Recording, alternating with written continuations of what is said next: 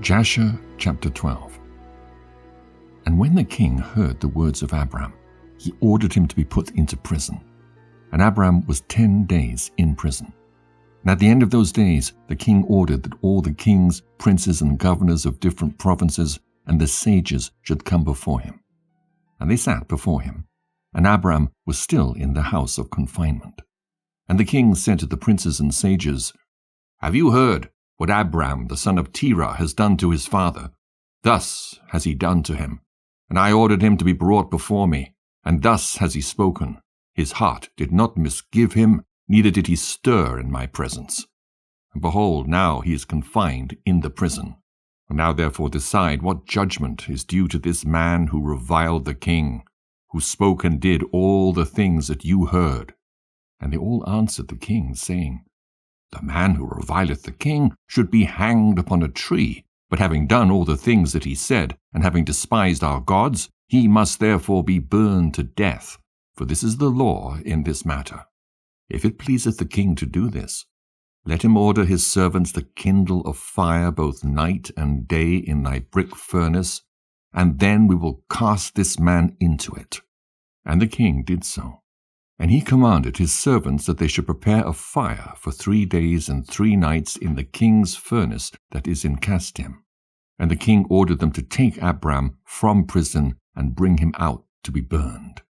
And all the king's servants, princes, lords, governors, and judges, and all the inhabitants of the land, about 900,000 men, stood opposite the furnace to see Abram. And all the women and little ones crowded upon the roofs and towers to see what was doing with Abram. And they all stood together at a distance, and there was not a man left that did not come on that day to behold the scene. And when Abram was come, the conjurers of the king and the sages saw Abram, and they cried out to the king, saying, "Our sovereign lord, surely this is the man whom we know to have been the child at whose birth the great star swallowed the 4 stars, which we declared to the king now 50 years since. And behold, now his father has also transgressed thy commands, and mocked thee by bringing thee another child, which thou didst kill." And when the king heard their words, he was exceedingly wroth. And he ordered Terah to be brought before him. And the king said, "Hast thou heard what the conjurers have spoken? Now tell me truly, how didst thou? And if thou shalt speak truth, thou shalt be acquitted." And seeing that the king's anger was so much kindled, Terah said to the king, "My lord and king, thou hast heard the truth, and what the sages have spoken is right." And the king said, "How couldst thou do this thing, to transgress my orders, and to give me a child that thou didst not beget, and to take value for him?" And Terah answered the king, "Because my tender feelings were excited for my son at that time, and I took a son of my handmaid, and I brought him to the king." And the king said, "Who advised thee to this? Tell me, do not hide aught from me, and then thou shalt not die." And Terah was greatly terrified in the king's presence, and he said to the king, "It was Haran, my eldest son, who advised me to this." And Haran was in those days that Abram was born 32 years old. But Haran did not advise his father to anything. For Terah said this to the king in order to deliver his soul from the king, for he feared greatly. And the king said to Terah, "Haran, thy son who advised thee to this, shall die through fire with Abram. For the sentence of death is upon him, for having rebelled against the king's desire in doing this thing." And Haran at that time felt inclined to follow the ways of Abram, but he kept it within himself.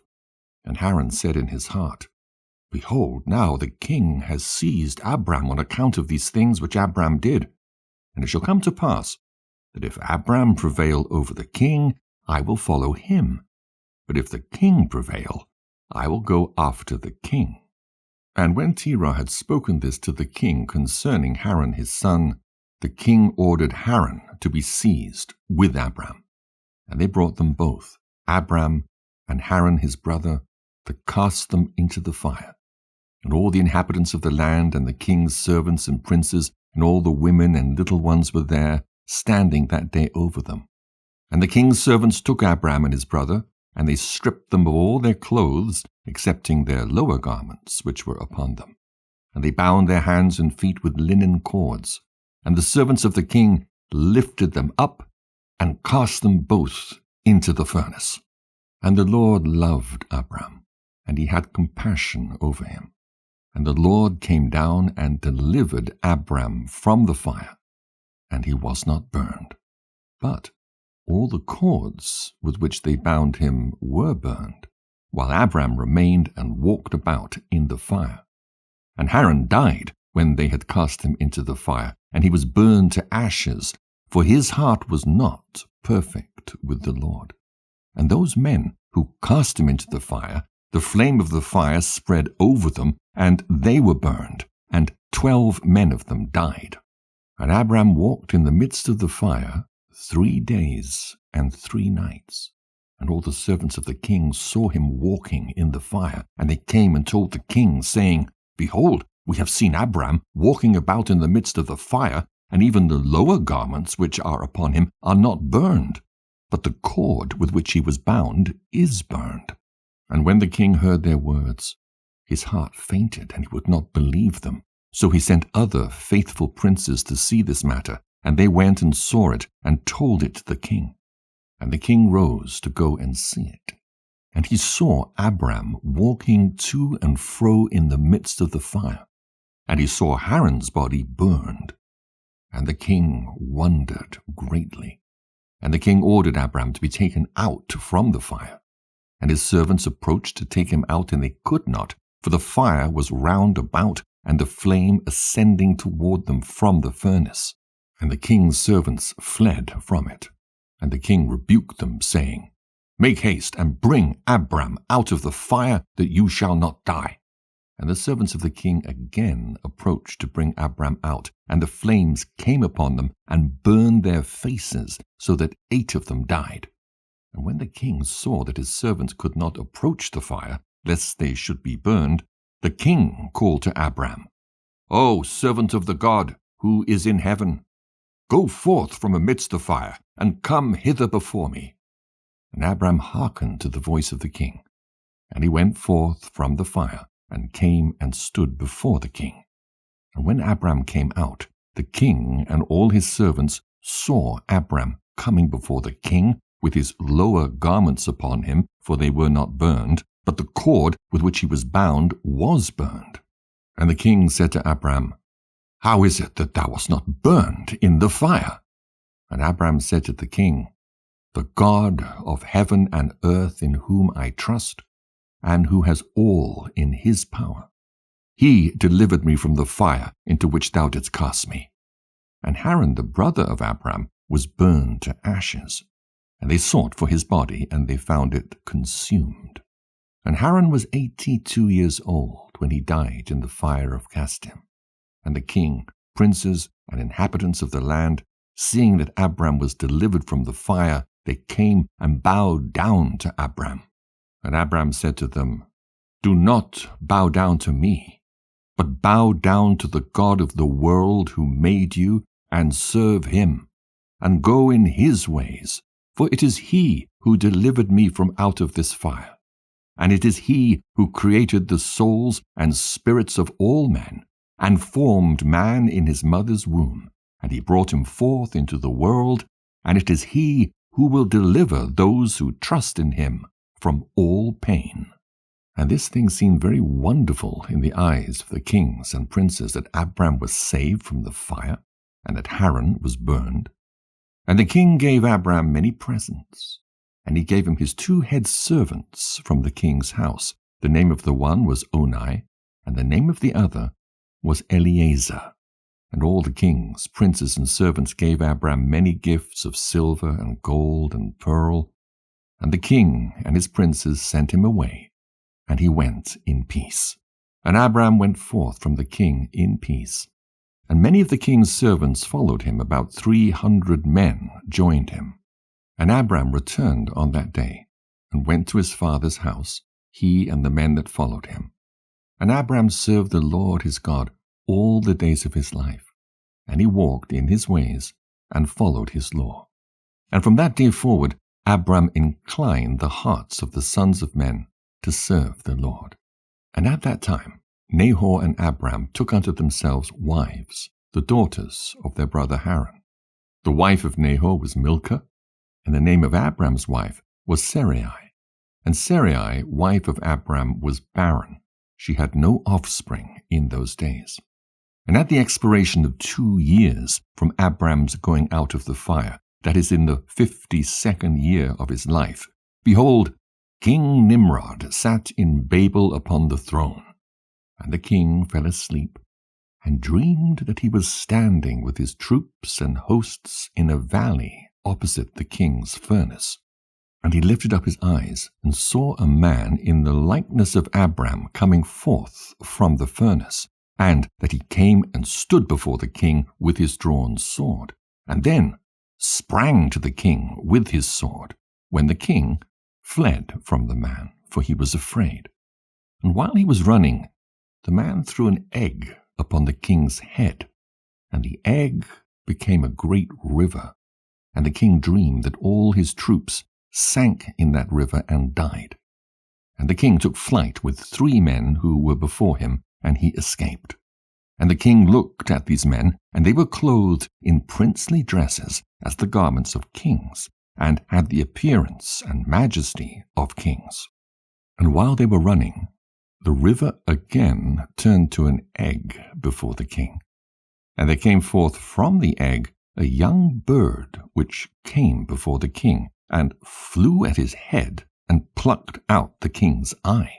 And the king was grieved at the sight, and he woke out of his sleep, and his spirit was agitated, and he felt a great terror.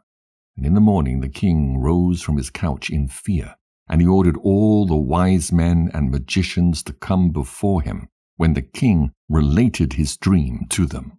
And a wise servant of the king, whose name was Anukai, answered the king, saying, This is nothing else but the evil of Abram and his seed, which will spring up against my lord and king in the latter days. And behold, the day will come when Abram and his seed and the children of his household will war with my king, and they will smite all the king's hosts and his troops. And as to what thou hast said concerning 3 men, which thou didst see like unto thyself, and which did escape, this means that only thou wilt escape with 3 kings from the kings of the earth, who will be with thee in battle. And that which thou sawest of the river, which turned to an egg, as at first, and the young bird plucking out thine eye, this means nothing else but the seed of Abram, which will slay the king in latter days. This is my king's dream, and this is its interpretation, and the dream is true, and the interpretation which thy servant has given thee is right.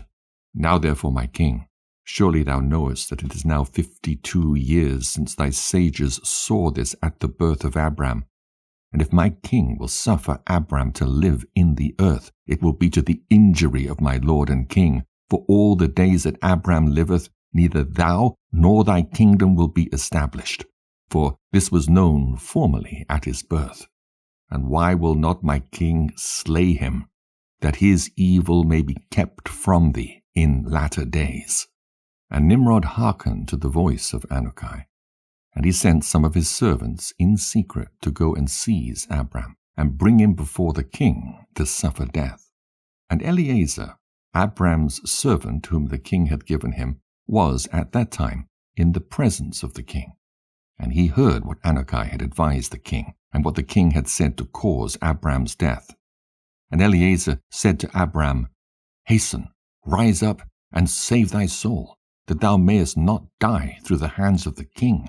For thus did he see in a dream concerning thee, and thus did Anukai interpret it, and thus also did Anukai advise the king concerning thee. And Abram hearkened to the voice of Eliezer. And Abram hastened and ran for safety to the house of Noah and his son Shem. And he concealed himself there, and found a place of safety. And the king's servants came to Abram's house to seek him, but they could not find him. And they searched throughout the country, and he was not to be found. And they went and searched in every direction, and he was not to be met with. And when the king's servants could not find Abram, they returned to the king. But the king's anger against Abram was stilled, as they did not find him. And the king drove from his mind this matter concerning Abram. And Abram was concealed in Noah's house for 1 month, until the king had forgotten this matter. But Abram was still afraid of the king. And Terah came to see Abram his son secretly in the house of Noah. And Terah was very great in the eyes of the king. And Abram said to his father, Dost thou not know that the king thinketh to slay me, and to annihilate my name from the earth by the advice of his wicked counselors? Now whom hast thou here, and what hast thou in this land? Arise, let us go together to the land of Canaan, that we may be delivered from his hand, lest thou perish also through him in the latter days.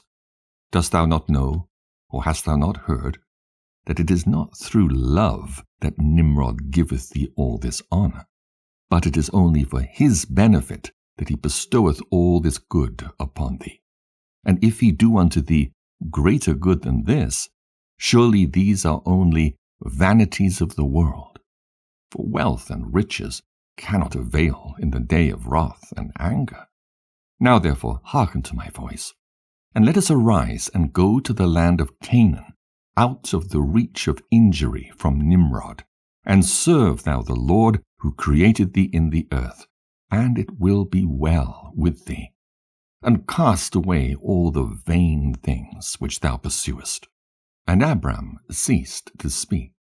When Noah and his son Shem answered Terah, saying, True is the word which Abram hath said unto thee. And Terah hearkened to the voice of his son Abram. And Terah did all that Abram said, for this was from the Lord, that the king should not cause Abram's death. Jasher chapter 13. And Terah took his son Abram, and his grandson Lot, the son of Haran, and Sarai his daughter-in-law, the wife of his son Abram, and all the souls of his household, and went with them from Ur-Kasdim to go to the land of Canaan. And when they came as far as the land of Haran, they remained there, for it was exceedingly good land for pasture, and of sufficient extent for those who accompanied them. And the people of the land of Haran saw that Abram was good and upright with God and men, and that the Lord his God was with him. And some of the people of the land of Haran came and joined Abram. And he taught them the instruction of the Lord and his ways. And these men remained with Abram in his house, and they adhered to him. And Abram remained in the land 3 years. And at the expiration of 3 years, the Lord appeared to Abram and said to him, I am the Lord, who brought thee forth from Ur-Kasdim, and delivered thee from the hands of all thine enemies. And now therefore, if thou wilt hearken to my voice, and keep my commandments, my statutes, and my laws, then will I cause thy enemies to fall before thee, and I will multiply thy seed like the stars of heaven, and I will send my blessing upon all the works of thy hands, and thou shalt lack nothing. Arise now, take thy wife and all belonging to thee, and go to the land of Canaan, and remain there, and I will there be unto thee for a God, and I will bless thee. And Abram rose, and took his wife, and all belonging to him, and he went to the land of Canaan, as the Lord had told him. And Abram was 50 years old when he went from Haran. And Abram came to the land of Canaan, and dwelt in the midst of the city, and he there pitched his tent amongst the children of Canaan, inhabitants of the land. And the Lord appeared to Abram when he came to the land of Canaan, and said to him, This is the land which I gave unto thee and to thy seed after thee forever. And I will make thy seed like the stars of heaven, and I will give unto thy seed for an inheritance all the lands which thou seest. And Abram built an altar in the place where God had spoken to him. And Abram there called upon the name of the Lord. At that time At the end of 3 years of Abram's dwelling in the land of Canaan, in that year Noah died, which was the 58th year of the life of Abram. And all the days that Noah lived were 950 years, and he died. And Abram dwelt in the land of Canaan, he, his wife, and all belonging to him, and all those that accompanied him, together with those that joined him from the people of the land. But Nahor, Abram's brother, and Terah his father, and Lot the son of Haran, and all belonging to them, dwelt in Haran. In the 5th year of Abram's dwelling in the land of Canaan, the people of Sodom and Gomorrah, and all the cities of the plain, revolted from the power of Chedorlaomer, king of Elam. For all the kings of the cities of the plain had served Chedorlaomer for 12 years, and given him a yearly tax. But in those days, in the 13th year, they rebelled against him. And in the 10th year of Abram's dwelling in the land of Canaan, there was war between Nimrod, king of Shinar, and Chedorlaomer, king of Elam. And Nimrod came to fight with Chedorlaomer, and to subdue him. For Chedorlaomer was at that time one of the princes of the hosts of Nimrod. And when all the people at the tower were dispersed, and those that remained were also scattered upon the face of the earth, Chedorlaomer went to the land of Elam, and reigned over it, and rebelled against his lord. And in those days, when Nimrod saw that the cities of the plain had rebelled, he came with pride and anger to war with Chedorlaomer, and Nimrod assembled all his princes and subjects, about 700,000 men, and went against Chedorlaomer. And Chedorlaomer went out to meet him with 5,000 men. And they prepared for battle in the valley of Babel, which is between Elam and Shinar. And all those kings fought there. And Nimrod and his people were smitten before the people of Chedorlaomer. And there fell from Nimrod's men about 600,000. And Mardon the king's son fell amongst them. And Nimrod fled, and returned in shame and disgrace to his land. And he was under subjection to Chedorlaomer for a long time. And Chedorlaomer returned to his land, and sent princes of his host to the kings that dwelt around him, to Arioch, king of Elasar, and to Tidal, king of Goyim, and made a covenant with them. And they were all obedient to his commands. And it was in the 15th year of Abram's dwelling in the land of Canaan, which is the 70th year of the life of Abram. And the Lord appeared to Abram in that year, and he said to him, I am the Lord who brought thee out from Ur-Kasdim to give thee this land for an inheritance. Now therefore walk before me, and be perfect, and keep my commands. For to thee and to thy seed I will give this land for an inheritance, from the river Mitzrayim unto the great river Euphrates. And thou shalt come to thy fathers in peace and in good age, and the 4th generation shall return here in this land, and shall inherit it forever. And Abram built an altar, and he called upon the name of the Lord who appeared to him, and he brought up sacrifices upon the altar to the Lord. At that time Abram returned and went to Haran to see his father and mother and his father's household. And Abram and his wife and all belonging to him returned to Haran. And Abram dwelt in Haran 5 years. And many of the people of Haran, about 72 men, followed Abram. And Abram taught them the instruction of the Lord and his ways, and he taught them to know the Lord.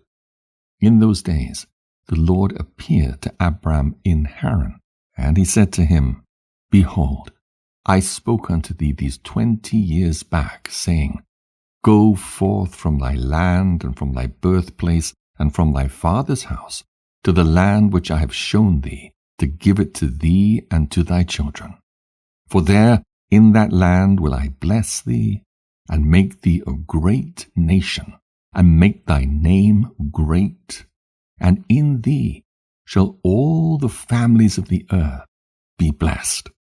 Now therefore arise, go forth from this place, thou, thy wife, and all belonging to thee, also every one born in thy house, and all the souls thou hast made in Haran, and bring them out with thee from here, and rise to return to the land of Canaan. And Abram arose, and took his wife Sarai, and all belonging to him, and all that were born to him in his house, and the souls which they had made in Haran. And they came out to go to the land of Canaan. And Abram went and returned to the land of Canaan, according to the word of the Lord. And Lot, the son of his brother Haran, went with him. And Abram was 75 years old when he went forth from Haran to return to the land of Canaan. And he came to the land of Canaan according to the word of the Lord to Abram, and he pitched his tent, and he dwelt in the plain of Mamre. And with him was Lot, his brother's son, and all belonging to him. And the Lord again appeared to Abram and said, To thy seed will I give this land. And he there built an altar to the Lord who appeared to him, which is still to this day in the plains of Mamre. Jasher chapter 14. In those days there was in the land of Shinar a wise man who had understanding in all wisdom, and of a beautiful appearance. But he was poor and indigent. His name was Rachael, and he was hard set to support himself. And he resolved to go to Egypt, to Osiris, the son of Anam, king of Egypt, to show the king his wisdom, for perhaps he might find grace in his sight to raise him up and give him maintenance. And Rachael did so. And when Rachael came to Egypt, he asked the inhabitants of Egypt concerning the king, and the inhabitants of Egypt told him the custom of the king of Egypt. For it was then the custom of the king of Egypt that he went from his royal palace and was seen abroad only 1 day in the year. And after that the king would return to his palace to remain there. And on the day when the king went forth, he passed judgment in the land, and every one having a suit came before the king that day to obtain his request. And when Rachael heard of the custom in Egypt, and that he could not come into the presence of the king, he grieved greatly, and was very sorrowful. And in the evening Rachael went out and found a house in ruins, formerly a bakehouse in Egypt, and he abode there all night in bitterness of soul, and pinched with hunger. And sleep was removed from his eyes. And Rachael considered within himself what he should do in the town, until the king made his appearance, and how he might maintain himself there. And he rose in the morning, and walked about, and met in his way those who sold vegetables and various sorts of seed with which they supplied the inhabitants. And Rachael wished to do the same in order to get a maintenance in the city. But he was unacquainted with the custom of the people, and he was like a blind man among them. And he went and obtained vegetables to sell them for his support, and the rabble assembled about him and ridiculed him, and took his vegetables from him, and left him nothing. And he rose up from there in bitterness of soul. And he went to the bakehouse in which he had remained all the night before, and he slept there the second night. And on that night again he reasoned within himself how he could save himself from starvation, and he devised a scheme how to act. And he rose up in the morning and acted ingeniously, and went and hired 30 strong men of the rabble, carrying their war instruments in their hands, and he led them to the top of the Egyptian sepulchre, and he placed them there, and he commanded them, saying, Thus saith the king, Strengthen yourselves, and be valiant men, and let no man be buried here until 200 pieces of silver be given, and then he may be buried. And those men did according to the order of Rachael to the people of Egypt the whole of that year. And in 8 months' time Rachael and his men gathered great riches of silver and gold. And Rachael took a great quantity of horses and other animals, and he hired more men, and he gave them horses, and they remained with him. And when the year came round, at the time the king went forth into the town, all the inhabitants of Egypt assembled together to speak to him concerning the work of Rachael and his men. And the king went forth on the appointed day, and all the Egyptians came before him and cried unto him, saying, May the king live forever. What is this thing thou doest in the town to thy servants, not to suffer a dead body to be buried until so much silver and gold be given. Was there ever the like unto this done in the whole earth, from the days of former kings, yea, even from the days of Adam unto this day, that the dead should not be buried, only for a set price? We know it to be the custom of kings to take a yearly tax from the living, but thou dost not only do this, but from the dead also thou exactest a tax day by day. Now, O king, we can no more bear this, for the whole city is ruined on this account. And dost thou not know it?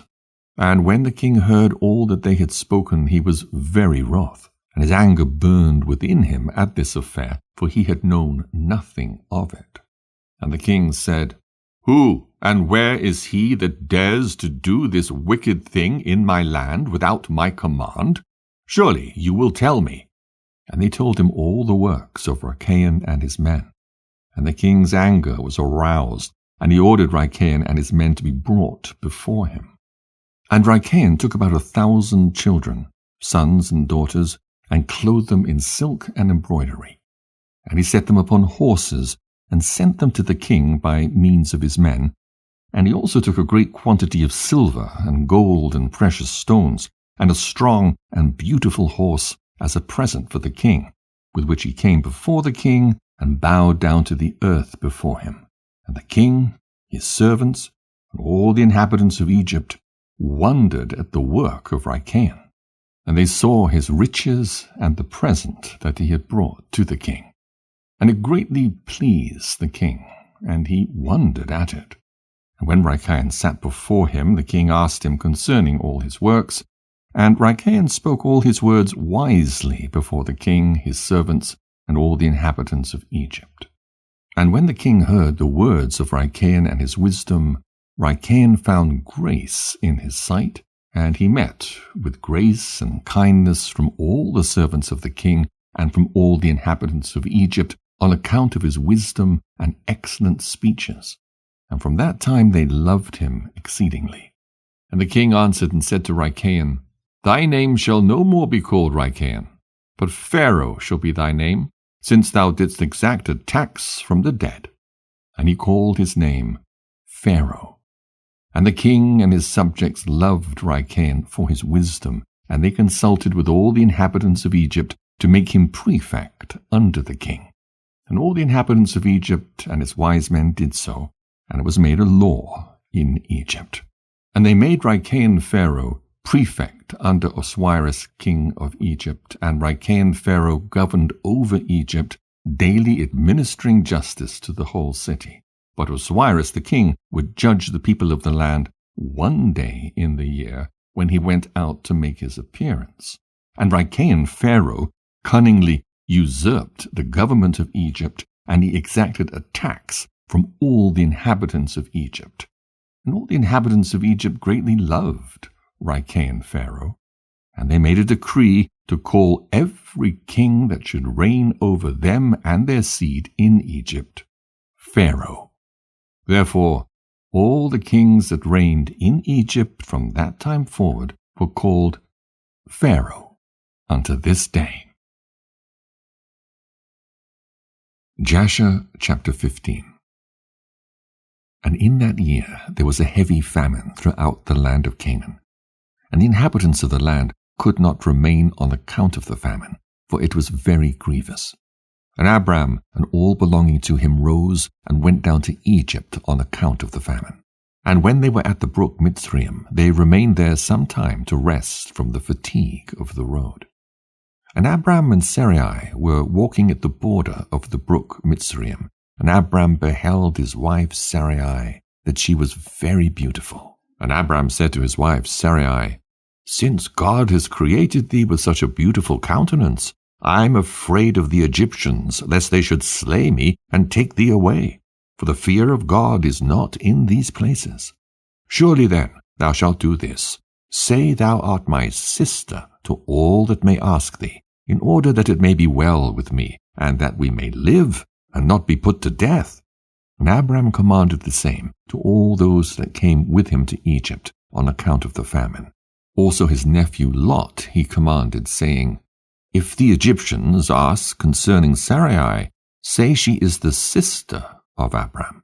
And yet with all these orders, Abram did not put confidence in them, but he took Sarai and placed her in a chest and concealed it amongst their vessels. For Abram was greatly concerned about Sarai on account of the wickedness of the Egyptians. And Abram and all belonging to him rose up from the brook Mitzrayim and came to Egypt. And they'd scarcely entered the gates of the city when the guards stood up to them, saying, "Give tithe to the king from what you have, and then you may come into the town." And Abram and those that were with him did so. And Abram, with the people that were with him, came to Egypt. And when they came, they brought the chest in which Sarai was concealed. And the Egyptians saw the chest. And the king's servants approached to Abram, saying, "What hast thou here in this chest which we have not seen? Now open thou the chest, and give tithe to the king of all that it contains." And Abram said, "This chest I will not open, but all you demand upon it I will give." And Pharaoh's officers answered Abram, saying, "It is a chest of precious stones. Give us the 10th thereof." Abram said, "All that you desire I will give, but you must not open the chest." And the king's officers pressed Abram, and they reached the chest and opened it with force, and they saw, and behold, a beautiful woman was in the chest. And when the officers of the king beheld Sarai, they were struck with admiration at her beauty. And all the princes and servants of Pharaoh assembled to see Sarai, for she was very beautiful. And the king's officers ran and told Pharaoh all that they had seen, and they praised Sarai to the king. And Pharaoh ordered her to be brought. And the woman came before the king. And Pharaoh beheld Sarai, and she pleased him exceedingly, and he was struck with her beauty. And the king rejoiced greatly on her account, and made presents to those who brought him the tidings concerning her. And the woman was then brought to Pharaoh's house. And Abram grieved on account of his wife, and he prayed to the Lord to deliver her from the hands of Pharaoh. And Sarai also prayed at that time and said, "O Lord God, thou didst tell my lord Abram to go from his land and from his father's house to the land of Canaan, and thou didst promise to do well with him if he would perform thy commands. Now behold, we have done that which thou didst command us, and we left our land and our families, and we went to a strange land, and to a people whom we have not known before. And we came to this land to avoid the famine, and this evil accident has befallen me. Now therefore, O Lord God, deliver us and save us from the hand of this oppressor, and do well with me for the sake of thy mercy." And the Lord hearkened to the voice of Sarai. And the Lord sent an angel to deliver Sarai from the power of Pharaoh. And the king came and sat before Sarai. And behold, an angel of the Lord was standing over them. And he appeared to Sarai and said to her, "Do not fear, for the Lord has heard thy prayer." And the king approached Sarai and said to her, "What is that man to thee who brought thee hither?" And she said, "He is my brother." And the king said, "It is incumbent upon us to make him great, to elevate him, and to do unto him all the good which thou shalt command us." And at that time the king sent to Abram silver and gold, precious stones in abundance, together with cattle, menservants, and maidservants. And the king ordered Abram to be brought, and he sat in the court of the king's house. And the king greatly exalted Abram on that night. And the king approached to speak to Sarai, and he reached out his hand to touch her, when the angel smote him heavily, and he was terrified, and he refrained from reaching to her. And when the king came near to Sarai, the angel smote him to the ground, and acted thus to him the whole night. And the king was terrified. And the angel on that night smote heavily all the servants of the king and his whole household on account of Sarai, and there was a great lamentation that night amongst the people of Pharaoh's house. And Pharaoh, seeing the evil that befell him, said, Surely on account of this woman has this thing happened to me. And he removed himself at some distance from her, and spoke pleasing words to her. And the king said to Sarai, Tell me, I pray thee, concerning the man with whom thou camest here. And Sarai said, This man is my husband. And I said to thee that he was my brother, for I was afraid lest thou shouldst put him to death through wickedness. And the king kept away from Sarai, and the plagues of the angel of the Lord ceased from him and his household. And Pharaoh knew that he was smitten on account of Sarai, and the king was greatly astonished at this. And in the morning the king called for Abram and said to him, What is this thou hast done to me? Why didst thou say, She is my sister, owing to which I took her unto me for a wife? And this heavy plague has therefore come upon me and my household. Now therefore here is thy wife. Take her, and go from our land, lest we all die on her account. And Pharaoh took more cattle, menservants and maidservants, and silver and gold, to give to Abram. And he returned unto him Sarai his wife. And the king took a maiden whom he begat by his concubines, and he gave her to Sarai for a handmaid. And the king said to his daughter, It is better for thee, my daughter, to be a handmaid in this man's house, than to be a mistress in my house, after we have beheld the evil that befell us on account of this woman. And Abram arose, and he and all belonging to him went away from Egypt. And Pharaoh ordered some of his men to accompany him, and all that went with him. And Abram returned to the land of Canaan, to the place where he had made the altar, where he at first had pitched his tent. And Lot, the son of Haran, Abram's brother, had a heavy stock of cattle, flocks, and herds, and tents, for the Lord was bountiful to them on account of Abram. And when Abram was dwelling in the land, the herdsmen of Lot quarreled with the herdsmen of Abram, for their property was too great for them to remain together in the land, and the land could not bear them on account of their cattle. When Abram's herdsmen went to feed their flock, they would not go into the fields of the people of the land, but the cattle of Lot's herdsmen did otherwise, for they were suffered to feed in the fields of the people of the land. And the people of the land saw this occurrence daily, and they came to Abram and quarreled with him on account of Lot's herdsmen. And Abram said to Lot, What is this thou art doing to me, to make me despicable to the inhabitants of the land, that thou orderedst thy herdsmen to feed thy cattle in the fields of other people? Dost thou not know that I am a stranger in this land amongst the children of Canaan? And why wilt thou do this unto me? And Abram quarreled daily with Lot on account of this. But Lot would not listen to Abram, and he continued to do the same, and the inhabitants of the land came and told Abram. And Abram said unto Lot, How long wilt thou be to me for a stumbling block with the inhabitants of the land? Now I beseech thee, let there be no more quarreling between us, for we are kinsmen. But I pray thee, separate from me. Go and choose a place where thou mayest dwell with thy cattle and all belonging to thee.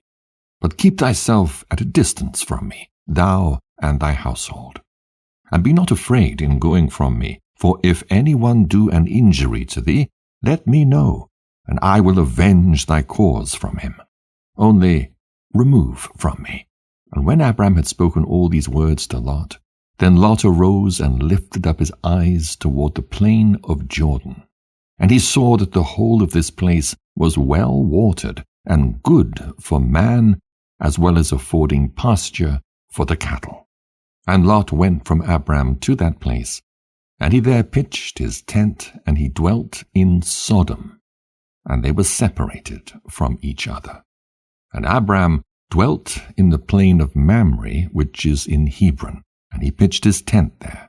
And Abram remained in that place many years. Jasher chapter 16.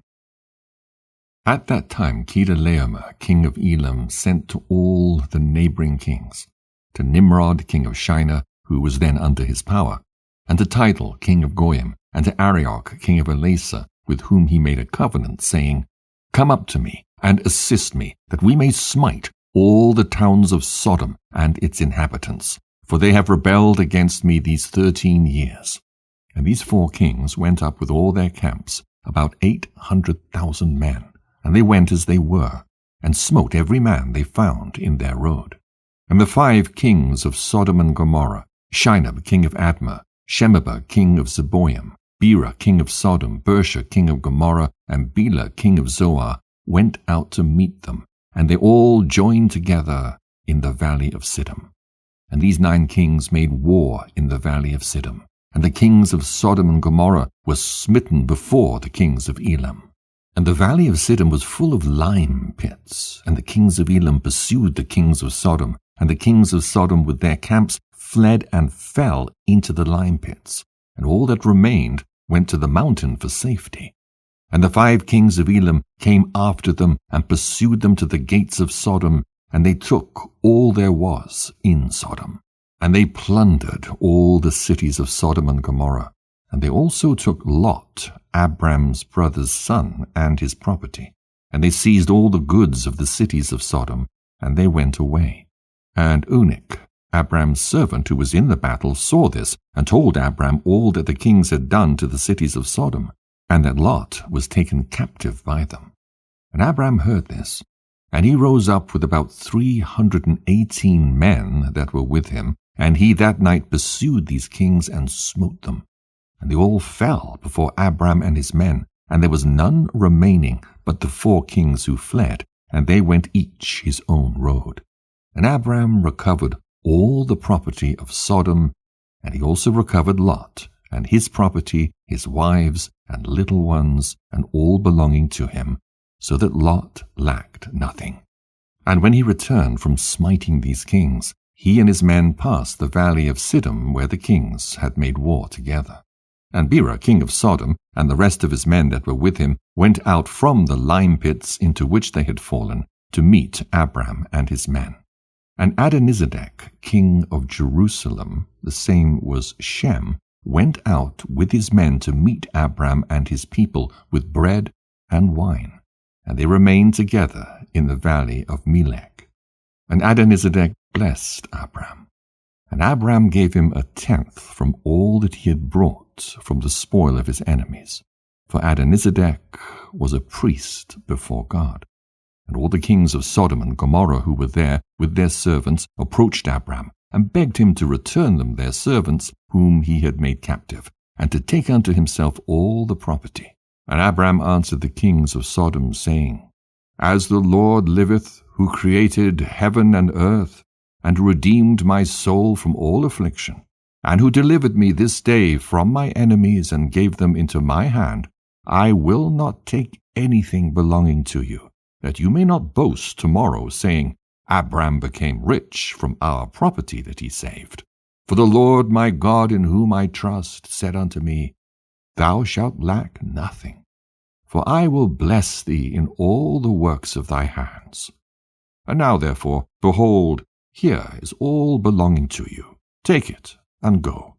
As the Lord liveth, I will not take from you a living soul down to a shoe tie or thread, excepting the expense of the food of those who went out with me to battle, as also the portions of the men who went with me, Anah, Ashcol, and Mamre, they and their men, as well as those who had remained to watch the baggage. They shall take their portion of the spoil. And the kings of Sodom gave Abram according to all that he had said, and they pressed him to take of whatever he chose. But he would not. And he sent away the kings of Sodom and the remainder of their men, and he gave them orders about Lot. And they went to their respective places. And Lot, his brother's son, he also sent away with his property, and he went with them. And Lot returned to his home to Sodom, and Abram and his people returned to their home to the plains of Mamre, which is in Hebron. At that time, the Lord again appeared to Abram in Hebron, and he said to him, Do not fear, thy reward is very great before me. For I will not leave thee until I shall have multiplied thee, and blessed thee, and made thy seed like the stars in heaven, which cannot be measured nor numbered. And I will give unto thy seed all these lands that thou seest with thine eyes. To them will I give them for an inheritance forever. Only be strong, and do not fear. Walk before me, and be perfect. And in the 78th year of the life of Abram, in that year died Reu, the son of Peleg. And all the days of Reu were 239 years, and he died.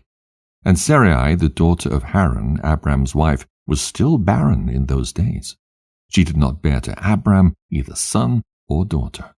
And when she saw that she bare no children, she took her handmaid Hagar, whom Pharaoh had given her, and she gave her to Abram her husband for a wife. For Hagar learned all the ways of Sarai, as Sarai taught her. She was not in any way deficient in following her good ways. And Sarai said to Abram, Behold, here is my handmaid Hagar. Go to her, that she may bring forth upon my knees, that I may also obtain children through her. At the end of 10 years of Abram's dwelling in the land of Canaan, which is the 85th year of Abram's life, Sarai gave Hagar unto him. And Abram hearkened to the voice of his wife Sarai, and he took his handmaid Hagar, and Abram came to her, and she conceived. And when Hagar saw that she had conceived, she rejoiced greatly, and her mistress was despised in her eyes. And she said within herself, This can only be that I am better before God than Sarai my mistress. For all the days that my mistress has been with my Lord, she did not conceive. But me, the Lord has caused in so short a time to conceive by him. And when Sarai saw that Hagar had conceived by Abram, Sarai was jealous of her handmaid. And Sarai said within herself, This is surely nothing else but that she must be better than I am. And Sarai said unto Abram, My wrong be upon me. For at the time when thou didst pray before the Lord for children, why didst thou not pray on my account, that the Lord should give me seed from thee? And when I speak to Hagar in thy presence, she despiseth my words, because she has conceived, and thou wilt say nothing to her. May the Lord judge between me and thee for what thou hast done to me. And Abram said to Sarai, Behold, thy handmaid is in thy hand. Do unto her as it may seem good in thy eyes.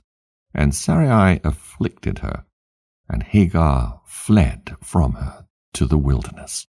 And an angel of the Lord found her in the place where she had fled by a well, and he said to her, Do not fear, for I will multiply thy seed, for thou shalt bear a son, and thou shalt call his name Ishmael. Now then, return to Sarai thy mistress, and submit thyself under her hands. And Hagar called the place of that well Beer-lahai-roi. It is between Kadesh and the wilderness of Bered. And Hagar at that time returned to her master's house. And at the end of days Hagar bare a son to Abram. And Abram called his name Ishmael. And Abram was 86 years old when he begat him. Jasher chapter 17. And in those days, in the 91st year of the life of Abram, the children of Chittim made war with the children of Tubal. For when the Lord had scattered the sons of men upon the face of the earth, the children of Chittim went and embodied themselves in the plain of Conopia. And they built themselves cities there, and dwelt by the river Tibru. And the children of Tubal dwelt in Tuscana, and their boundaries reached the river Tibru. And the children of Tubal built a city in Tuscana, and they called the name Sabina, after the name of Sabina, son of Tubal their father. And they dwelt there unto this day. And it was at that time the children of Chittim made war with the children of Tubal. And the children of Tubal were smitten before the children of Chittim. And the children of Chittim caused 370 men to fall from the children of Tubal. And at that time the children of Tubal swore to the children of Chittim, saying, You shall not intermarry amongst us, and no man shall give his daughter to any of the sons of Chittim. For all the daughters of Tubal were in those days fair, for no women were then found in the whole earth so fair as the daughters of Tubal. And all who delighted in the beauty of women went to the daughters of Tubal and took wives from them. And the sons of men, kings and princes, who greatly delighted in the beauty of women, took wives in those days from the daughters of Tubal. And at the end of 3 years, after the children of Tubal had sworn to the children of Chittim not to give them their daughters for wives, about 20 men of the children of Chittim went to take some of the daughters of Tubal. But they found none. For the children of Tubal kept their oaths not to intermarry with them, and they would not break their oaths. And in the days of harvest, the children of Tubal went to their fields to get in their harvest, when the young men of Chittim assembled and went to the city of Sabinah, and each man took a young woman from the daughters of Tubal, and they came to their cities. And the children of Tubal heard of it, and they went to make war with them, and they could not prevail over them, for the mountain was exceedingly high from them. And when they saw they could not prevail over them, they returned to their land. And at the revolution of the year, the children of Tubal went and hired about 10,000 men from those cities that were near them. And the children of Tubal went to war with the children of Chittim, to destroy their land and to distress them. And in this engagement the children of Tubal prevailed over the children of Chittim. And the children of Chittim, seeing that they were greatly distressed, lifted up the children which they had had by the daughters of Tubal upon the wall which had been built, to be before the eyes of the children of Tubal. And the children of Chittim said to them, Have you come to make war with your own sons and daughters?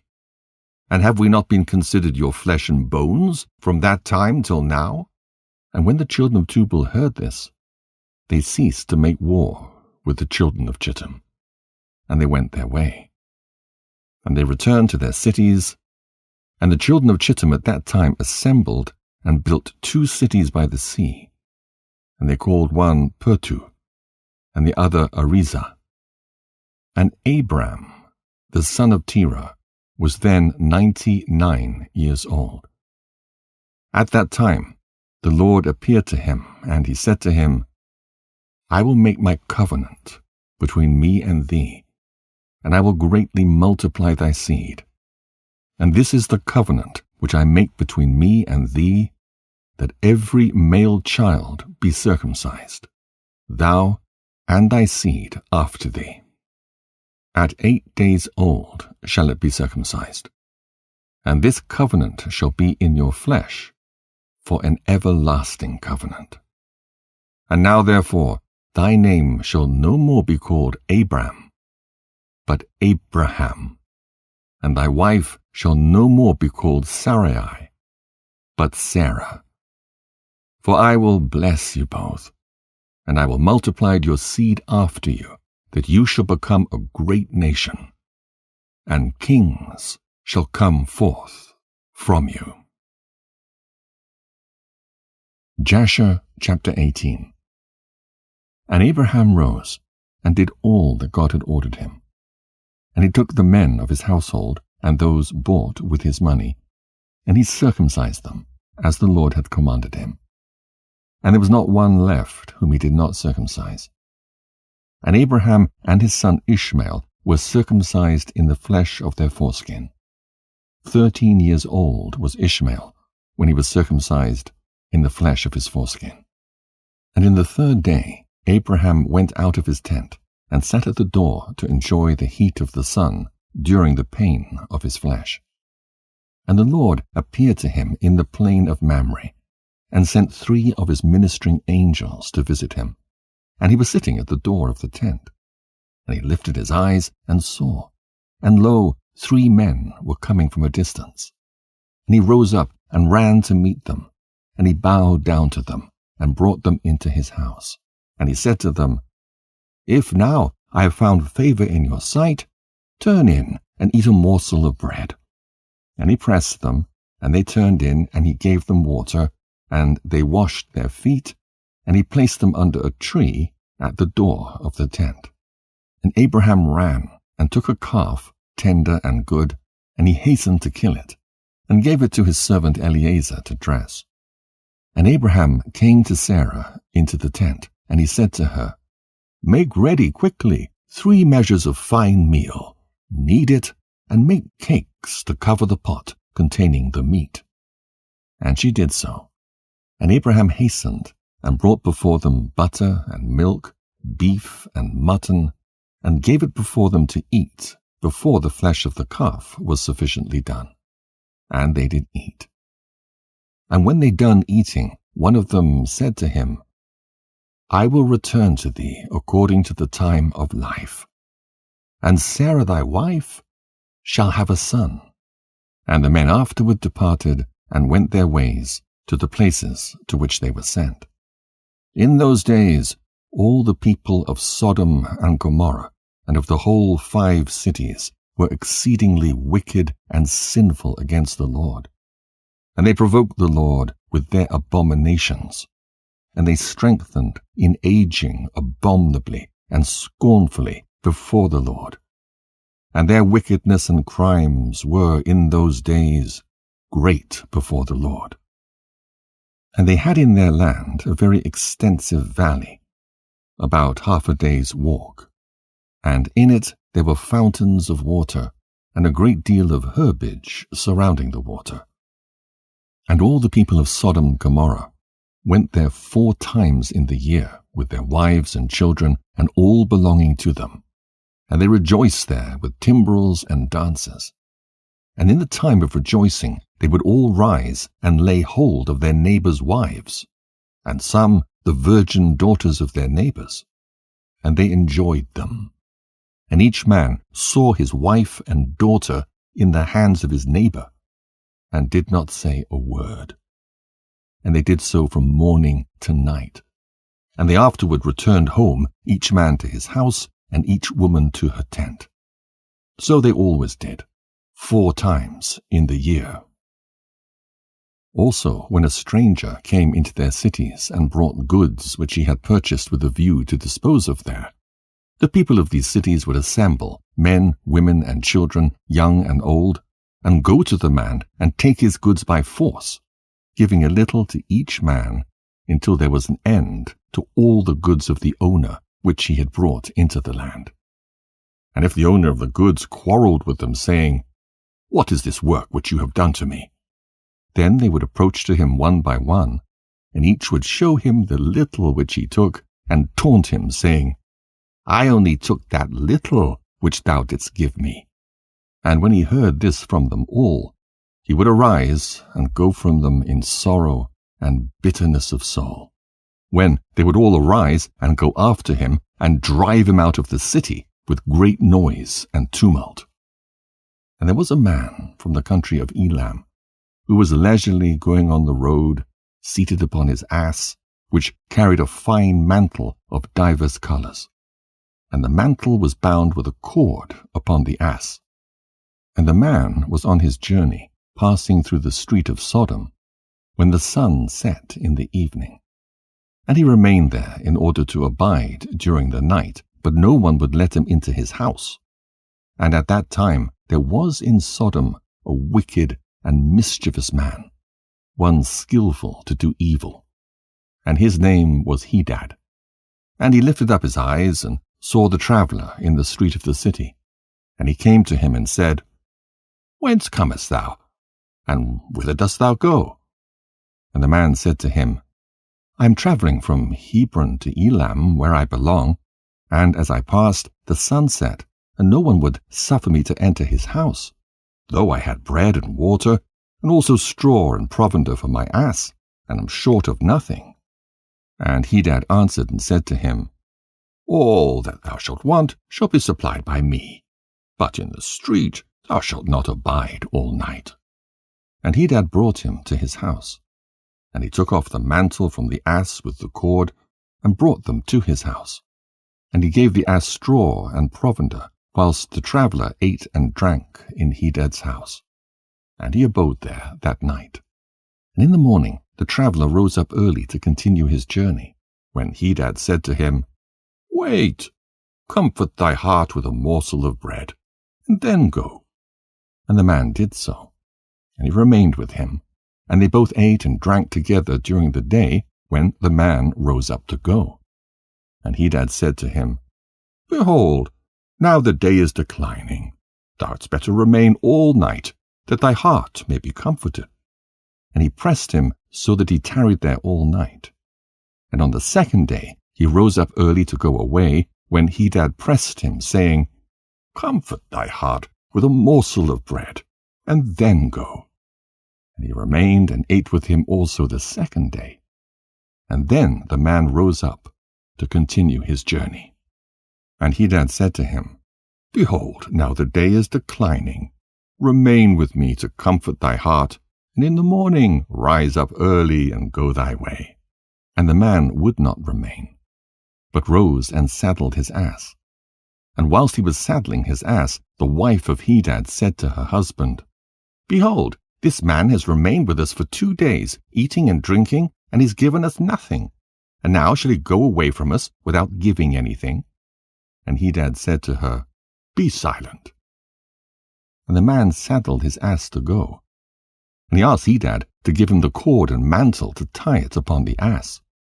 And Hadad said to him, What sayest thou? And he said to him, That thou, my lord, shalt give me the cord and the mantle made with divers colours, which thou didst conceal with thee in thy house, to take care of it. And Hadad answered the man, saying, This is the interpretation of thy dream. The cord which thou didst see means that thy life will be lengthened out like a cord. And, having seen the mantle coloured with all sorts of colours, means that thou shalt have a vineyard in which thou wilt plant trees of all fruits. And the traveller answered, saying, Not so, my lord, for I was awake when I gave thee the cord, and also a mantle woven with different colours, which thou didst take off the ass to put them by for me. And Hadad answered and said, Surely I have told thee the interpretation of thy dream, and it is a good dream, and this is the interpretation thereof. Now, the sons of men give me 4 pieces of silver, which is my charge for interpreting dreams, and of thee I require 3 pieces of silver. And the man was provoked at the words of Hadad, and he cried bitterly. And he brought Hadad to Sirach, judge of Sodom. And the man laid his cause before Sirach the judge, when Hadad replied, saying, It is not so, but thus the matter stands. And the judge said to the traveller, This man Hadad telleth thee truth, for he is famed in the cities for the accurate interpretation of dreams. And the man cried at the word of the judge, and he said, Not so, my lord, for it was in the day that I gave him the cord and mantle which was upon the ass, in order to put them by in his house. And they both disputed before the judge, the one saying, Thus the matter was, and the other declaring otherwise. And Hadad said to the man, Give me 4 pieces of silver that I charge for my interpretation of dreams. I will not make any allowance. And give me the expense of the 4 meals that thou didst eat in my house. And the man said to Hadad, Truly I will pay thee for what I ate in thy house.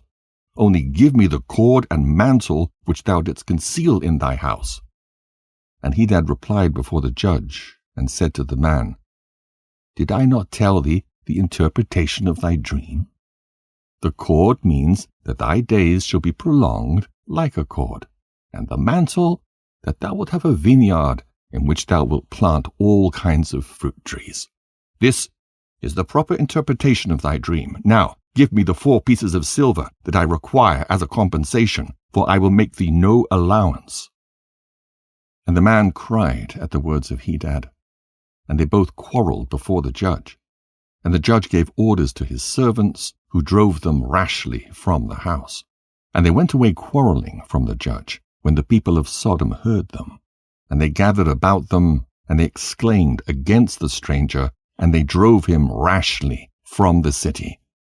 And the man continued his journey upon his ass with bitterness of soul, lamenting and weeping. And whilst he was going along, he wept at what had happened to him in the corrupt city of Sodom. Jasher chapter 19. And the cities of Sodom had 4 judges to 4 cities, and these were their names: Sirach in the city of Sodom, Sharkad in Gomorrah, Zabnak in Admah, and Menon in Zeboyim. And Eliezer, Abraham's servant, applied to them different names. And he converted Sirach to Shakra, Sharkad to Shakrura, Zebnak to Kesubim, and Menon to Matzlodim. And by desire of their 4 judges, the people of Sodom and Gomorrah had beds erected in the streets of the cities. And if a man came to these places, they lay hold of him, and brought him to one of their beds, and by force made him to lie in them. And as he lay down, 3 men would stand at his head, and 3 at his feet, and measure him by the length of the bed. And if the man was less than the bed, these 6 men would stretch him at each end. And when he cried out to them, they would not answer him. And if he was longer than the bed, they would draw together the 2 sides of the bed at each end, until the man had reached the gates of death. And if he continued to cry out to them, they would answer him, saying, Thus shall it be done to a man that cometh into our land. And when men heard all these things that the people of the cities of Sodom did, they refrained from coming there. And when a poor man came to their land, they would offer him silver and gold, and cause a proclamation in the whole city not to give him a morsel of bread to eat. And if the stranger should remain there in some days, and die from hunger, not having been able to obtain a morsel of bread, then at his death all the people of the city would come and take their silver and gold which they had given to him. And those that could recognize the silver or gold which they had given him took it back. And at his death they also stripped him of his garments, and they would fight about them. And he that prevailed over his neighbor took them. They would after that carry him and bury him under some of the shrubs in the deserts.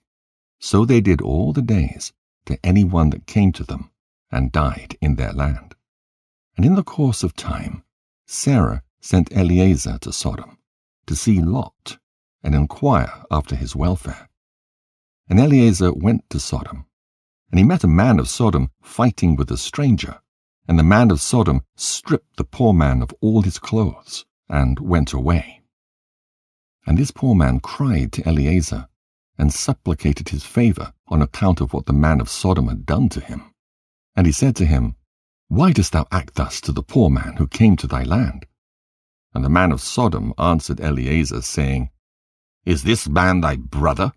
Or have the people of Sodom made thee a judge this day, that thou speakest about this man? And Eliezer strove with the man of Sodom on account of the poor man. And when Eliezer approached to recover the poor man's clothes from the man of Sodom, he hastened and with a stone smote Eliezer in the forehead.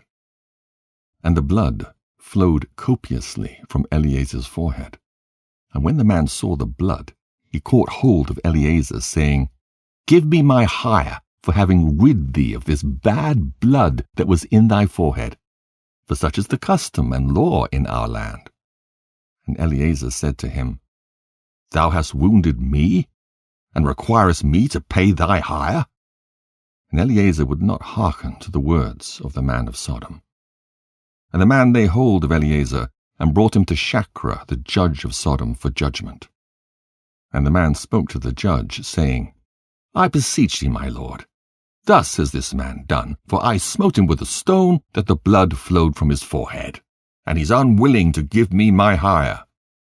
And the judge said to Eliezer, This man speaketh truth to thee. Give him his hire, for this is the custom in our land. And Eliezer heard the words of the judge, and he lifted up a stone, and smote the judge, and the stone struck on his forehead, and the blood flowed copiously from the forehead of the judge. And Eleazar said, If this then is the custom in your land, give thou unto this man what I should have given him, for this has been thy decision. Thou didst decree it. And Eleazar left the man of Sodom with the judge, and he went away. And when the kings of Elam had made war with the kings of Sodom, the kings of Elam captured all the property of Sodom, and they took Lot captive with his property. And when it was told to Abraham, he went and made war with the kings of Elam, and he recovered from their hands all the property of Lot, as well as the property of Sodom. At that time, the wife of Lot bare him a daughter, and he called her name Paltith, saying, Because God had delivered him and his whole household from the kings of Elam. And Paltith, daughter of Lot, grew up, and one of the men of Sodom took her for a wife. And a poor man came into the city to seek a maintenance, and he remained in the city some days. And all the people of Sodom caused a proclamation of their custom not to give this man a morsel of bread to eat until he dropped dead upon the earth. And they did so. And Paltith, the daughter of Lot, saw this man lying in the street starved with hunger, and no one would give him anything to keep him alive, and he was just upon the point of death. And her soul was filled with pity on account of the man, and she fed him secretly with bread for many days, until the soul of this man was revived. And when she went forth to fetch water, she would put the bread in the water pitcher. And when she came to the place where the poor man was, she took the bread from the pitcher and gave it to him to eat. So she did many days. And all the people of Sodom and Gomorrah wondered how this man could bear starvation for so many days. And they said to each other, This can only be that he eats and drinks, for no man can bear starvation for so many days or live as this man has, without even his countenance changing. And 3 men concealed themselves in a place where the poor man was stationed, to know who it was that brought him bread to eat. And Paltith, daughter of Lot, went forth that day to fetch water. And she put bread into her pitcher of water, and she went to draw water by the poor man's place. And she took out the bread from the pitcher and gave it to the poor man, and he ate it. And the 3 men saw what Paltith did to the poor man, and they said to her, It is thou then who hast supported him, and therefore has he not starved, nor changed in appearance, nor died like the rest. And the 3 men went out of the place in which they were concealed, and they seized Paltith and the bread which was in the poor man's hand. And they took Paltith and brought her before their judges, and they said to them, Thus did she do. It is she who supplied the poor man with bread, therefore did he not die all this time. Now therefore declare to us the punishment due to this woman for having transgressed our law. And the people of Sodom and Gomorrah assembled and kindled a fire in the street of the city. And they took the woman and cast her into the fire, and she was burned to ashes. And in the city of Admah there was a woman to whom they did the like. For a traveller came into the city of Admah to abide there all night, with the intention of going home in the morning, and he sat opposite the door of the house of the young woman's father to remain there, as the sun had to be set when he had reached that place. And the young woman saw him sitting by the door of the house. And he asked her for a drink of water, and she said to him, Who art thou? And he said to her, I was this day going on the road, and I reached here when the sun set. So I will abide here all night, and in the morning I will arise early and continue my journey. And the young woman went into the house and fetched the man bread and water to eat and drink. And this affair became known to the people of Admah. And they assembled and brought the young woman before the judges, that they should judge her for this act. And the judge said, The judgment of death must pass upon this woman, because she transgressed our law. And this, therefore, is the decision concerning her." And the people of those cities assembled, and brought out the young woman. And they anointed her with honey from head to foot, as the judge had decreed. And they placed her before a swarm of bees, which were then in their hives. And the bees flew upon her, and stung her, that her whole body was swelled. And the young woman cried out on account of the bees. But no one took notice of her, or pitied her.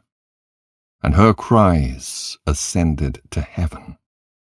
And the Lord was provoked at this, and at all the works of the cities of Sodom, for they had abundance of food, and had tranquillity amongst them, and still would not sustain the poor and the needy. And in those days their evil doings and sins became great before the Lord. And the Lord sent for 2 of the angels that had come to Abraham's house to destroy Sodom and its cities. And the angels rose up from the door of Abraham's tent, after they had eaten and drunk, and they reached Sodom in the evening. And Lot was then sitting in the gate of Sodom. And when he saw them, he rose to meet them, and he bowed down to the ground. And he pressed them greatly, and brought them into his house. And he gave them victuals, which they ate. And they abode all night in his house. And the angels said to Lot, "Arise, go forth from this place, thou and all belonging to thee, lest thou be consumed in the iniquity of this city. For the Lord will destroy this place." And the angels laid hold upon the hand of Lot, and upon the hand of his wife, and upon the hands of his children, and all belonging to him. And they brought him forth, and set him without the cities. And they said to Lot, "Escape for thy life." And he fled, and all belonging to him. Then the Lord rained upon Sodom and upon Gomorrah, and upon all these cities, brimstone and fire from the Lord out of heaven. And he overthrew these cities, all the plain, and all the inhabitants of the cities, and that which grew upon the ground. And Ado, the wife of Lot, looked back to see the destruction of the cities. For her compassion was moved on account of her daughters who remained in Sodom, for they did not go with her. And when she looked back, she became a pillar of salt. And it is yet in that place unto this day. And the oxen which stood in that place daily licked up the salt to the extremities of their feet. And in the morning it would spring forth afresh, and they again licked it up unto this day. And Lot and 2 of his daughters that remained with him fled, and escaped to the cave of Adullam, and they remained there for some time. And Abraham rose up early in the morning to see what had been done to the cities of Sodom. And he looked, and beheld the smoke of the cities going up like the smoke of a furnace. And Lot and his 2 daughters remained in the cave. And they made their father drink wine, and they lay with him. For they said there was no man upon earth that could raise up seed from them, for they thought that the whole earth was destroyed. And they both lay with their father. And they conceived and bare sons. And the firstborn called the name of her son Moab, saying, "From my father did I conceive him." He is the father of the Moabites unto this day. And the younger also called her son Ben-ammi. He is the father of the children of Ammon unto this day. And after this, Lot and his 2 daughters went away from there. And he dwelt on the other side of the Jordan with his 2 daughters and their sons. And the sons of Lot grew up, and they went and took themselves wives from the land of Canaan. And they begat children, and they were fruitful, and multiplied. Jasher chapter 20. And at that time Abraham journeyed from the plain of Mamre, and he went to the land of the Philistines, and he dwelt in Gerar. It was in the 25th year of Abraham's being in the land of Canaan, and the 100th year of the life of Abraham, that he came to Gerar in the land of the Philistines. And when they entered the land, he said to Sarah his wife, "Say thou art my sister to any one that shall ask thee, in order that we may escape the evil of the inhabitants of the land." And as Abraham was dwelling in the land of the Philistines, the servants of Abimelech, king of the Philistines, saw that Sarah was exceedingly beautiful. And they asked Abraham concerning her, and he said, "She is my sister." And the servants of Abimelech went to Abimelech, saying, "A man from the land of Canaan is come to dwell in the land, and he has a sister that is exceeding fair." And Abimelech heard the words of his servants who praised Sarah to him. And Abimelech sent his officers, and they brought Sarah to the king. And Sarah came to the house of Abimelech. And the king saw that Sarah was beautiful, and she pleased him exceedingly.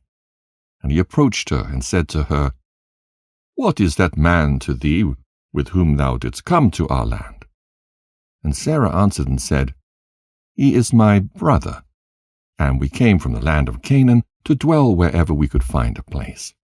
And Abimelech said to Sarah, "Behold, my land is before thee.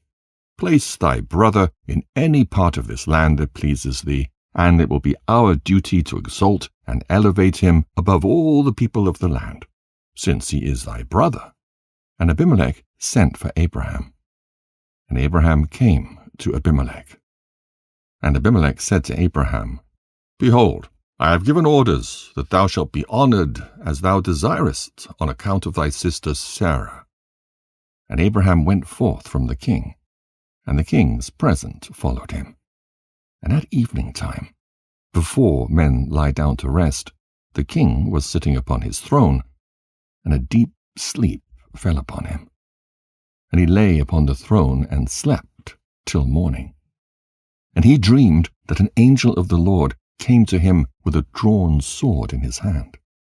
And the angel stood over Abimelech, and wished to slay him with the sword. And the king was terrified in his dream, and said to the angel, "In what have I sinned against thee, that thou comest to slay me with thy sword?" And the angel answered and said to Abimelech, "Behold, thou diest on account of the woman which thou didst yesternight bring to thy house. For she is a married woman, the wife of Abraham, who came to thy house. Now therefore, return that man to his wife, for she is his wife. And shouldst thou not return her, know that thou shalt surely die, thou and all belonging to thee." And on that night there was a great outcry in the land of the Philistines. And the inhabitants of the land saw the figure of a man standing with a drawn sword in his hand. And he smote the inhabitants of the land with the sword. Yea, he continued to smite them. And the angel of the Lord smote the whole land of the Philistines on that night. And there was a great confusion on that night and on the following morning.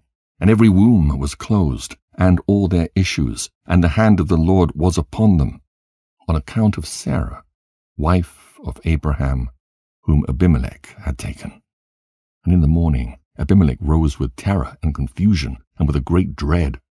And he sent, and he had his servants called in, and he related his dream to them, and the people were greatly afraid. And one man standing amongst the servants of the king answered the king, saying, "O sovereign king, restore this woman to her husband, for he is her husband. For the like happened to the king of Egypt, when this man came to Egypt. And he said, concerning his wife, She is my sister, for such is his manner of doing when he cometh to dwell in the land in which he is a stranger. And Pharaoh sent, and took this woman for a wife.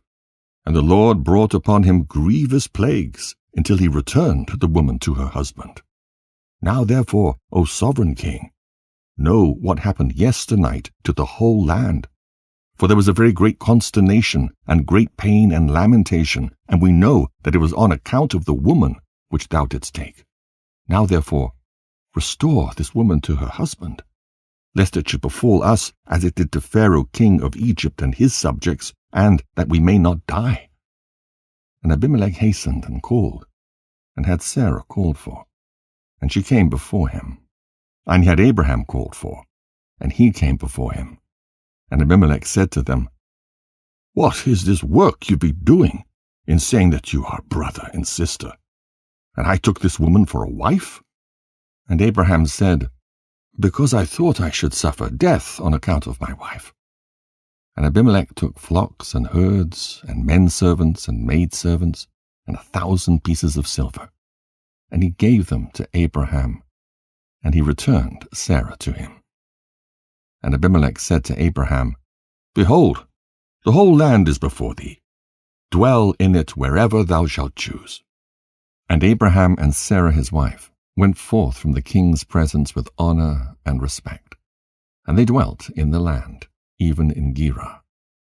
And all the inhabitants of the land of the Philistines and the king's servants were still in pain through the plague which the angel had inflicted upon them the whole night on account of Sarah. And Abimelech sent for Abraham, saying, "Pray now for thy servants to the Lord thy God, that he may put away this mortality from amongst us." And Abraham prayed on account of Abimelech and his subjects. And the Lord heard the prayer of Abraham, and he healed Abimelech and all his subjects. Jasher chapter 21. And it was at that time, at the end of 1 year and 4 months of Abraham's dwelling in the land of the Philistines in Gerar, that God visited Sarah. And the Lord remembered her, and she conceived, and bare a son to Abraham. And Abraham called the name of the son which was born to him, which Sarah bare to him, Isaac. And Abraham circumcised his son Isaac at 8 days old, as God had commanded Abraham to do unto his seed after him. And Abraham was 100, and Sarah 90 years old, when Isaac was born to them. And the child grew up, and he was weaned. And Abraham made a great feast upon the day that Isaac was weaned. And Shem and Eber and all the great people of the land, and Abimelech, king of the Philistines, and his servants, and Phicol, the captain of his host, came to eat and drink and rejoice at the feast which Abraham made upon the day of his son Isaac's being weaned. And Terah, the father of Abraham, and Nahor his brother, came from Haran, they and all belonging to them, for they greatly rejoiced on hearing that a son had been born to Sarah. And they came to Abraham, and they ate and drank at the feast which Abraham made upon the day of Isaac's being weaned. And Terah and Nahor rejoiced with Abraham, and they remained with him many days in the land of the Philistines. At that time Serug, the son of Reu, died in the 1st year of the birth of Isaac, son of Abraham. And all the days of Serug were 239 years, and he died. And Ishmael, the son of Abraham, was grown up in those days. He was 14 years old when Sarah bare Isaac to Abraham. And God was with Ishmael, the son of Abraham, and he grew up, and he learned to use the bow, and became an archer. And when Isaac was 5 years old, he was sitting with Ishmael at the door of the tent.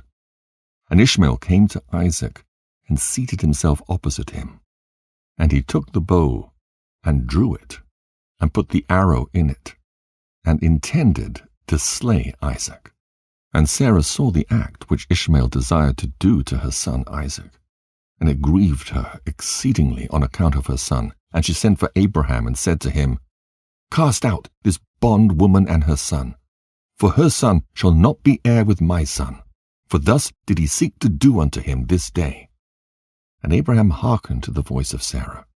And he rose up early in the morning, and he took 12 loaves and a bottle of water, which he gave to Hagar, and sent her away with her son.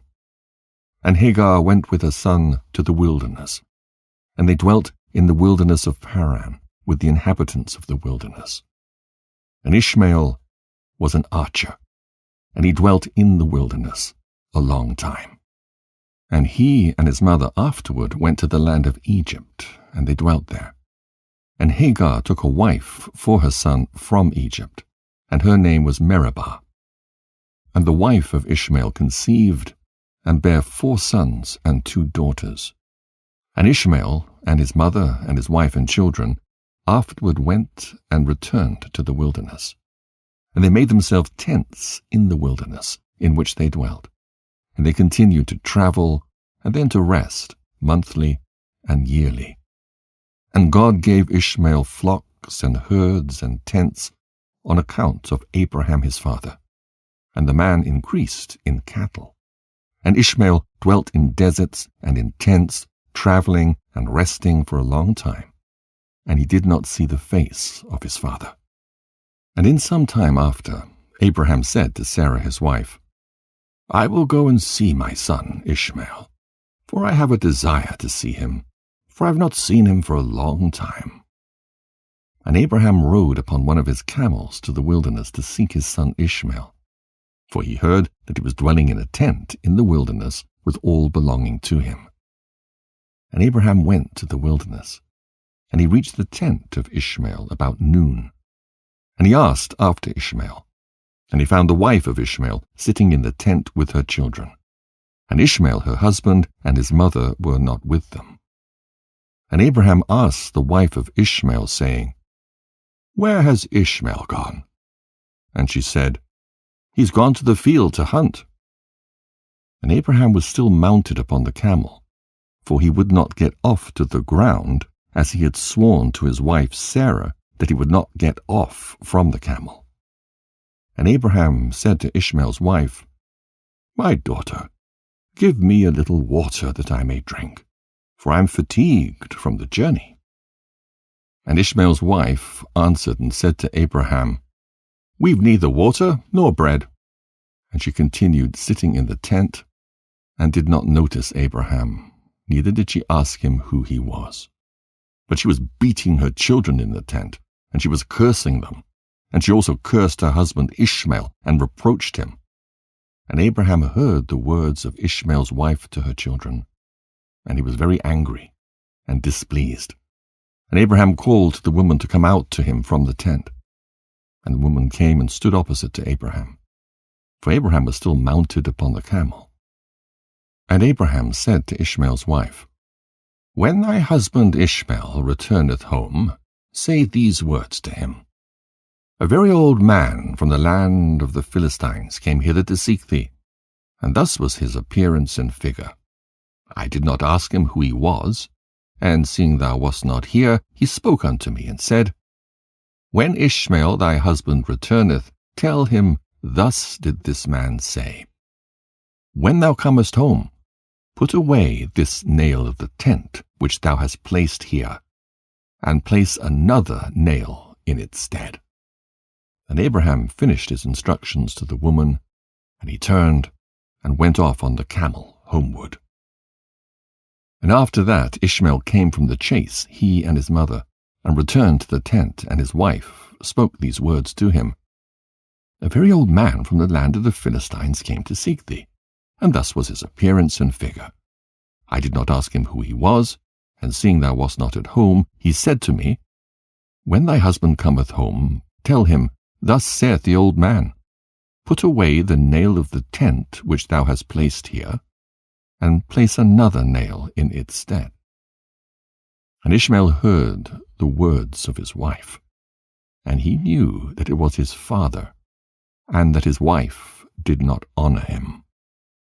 And Ishmael understood his father's words that he had spoken to his wife, and Ishmael hearkened to the voice of his father, and Ishmael cast off that woman, and she went away.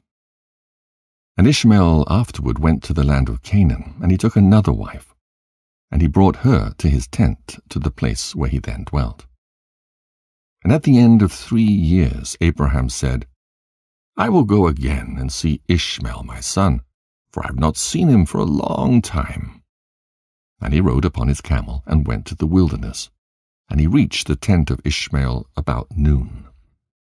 And he asked after Ishmael, and his wife came out of the tent, and she said, He is not here, my lord, for he has gone to hunt in the fields and to feed the camels.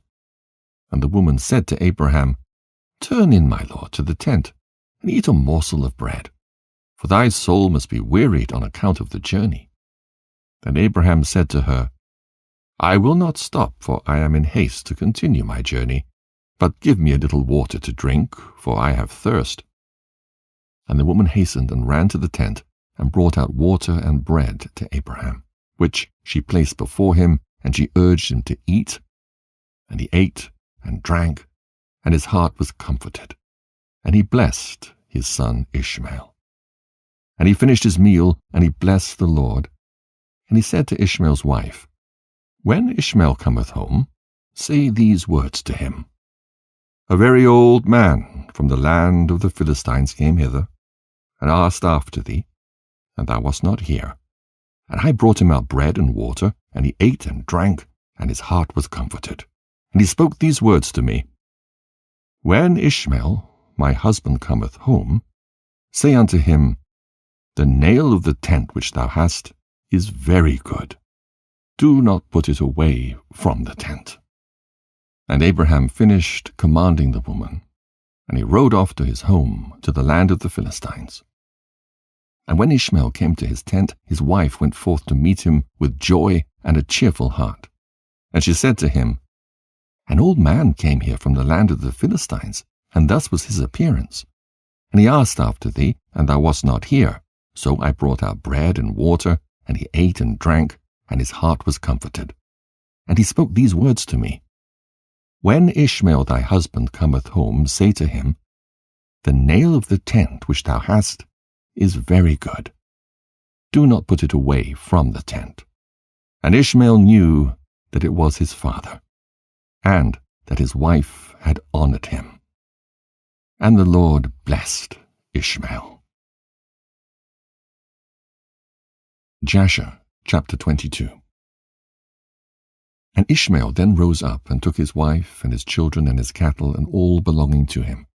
And he journeyed from there, and he went to his father in the land of the Philistines. And Abraham related to Ishmael his son the transaction with the first wife that Ishmael took, according to what she did. And Ishmael and his children dwelt with Abraham many days in that land. And Abraham dwelt in the land of the Philistines a long time.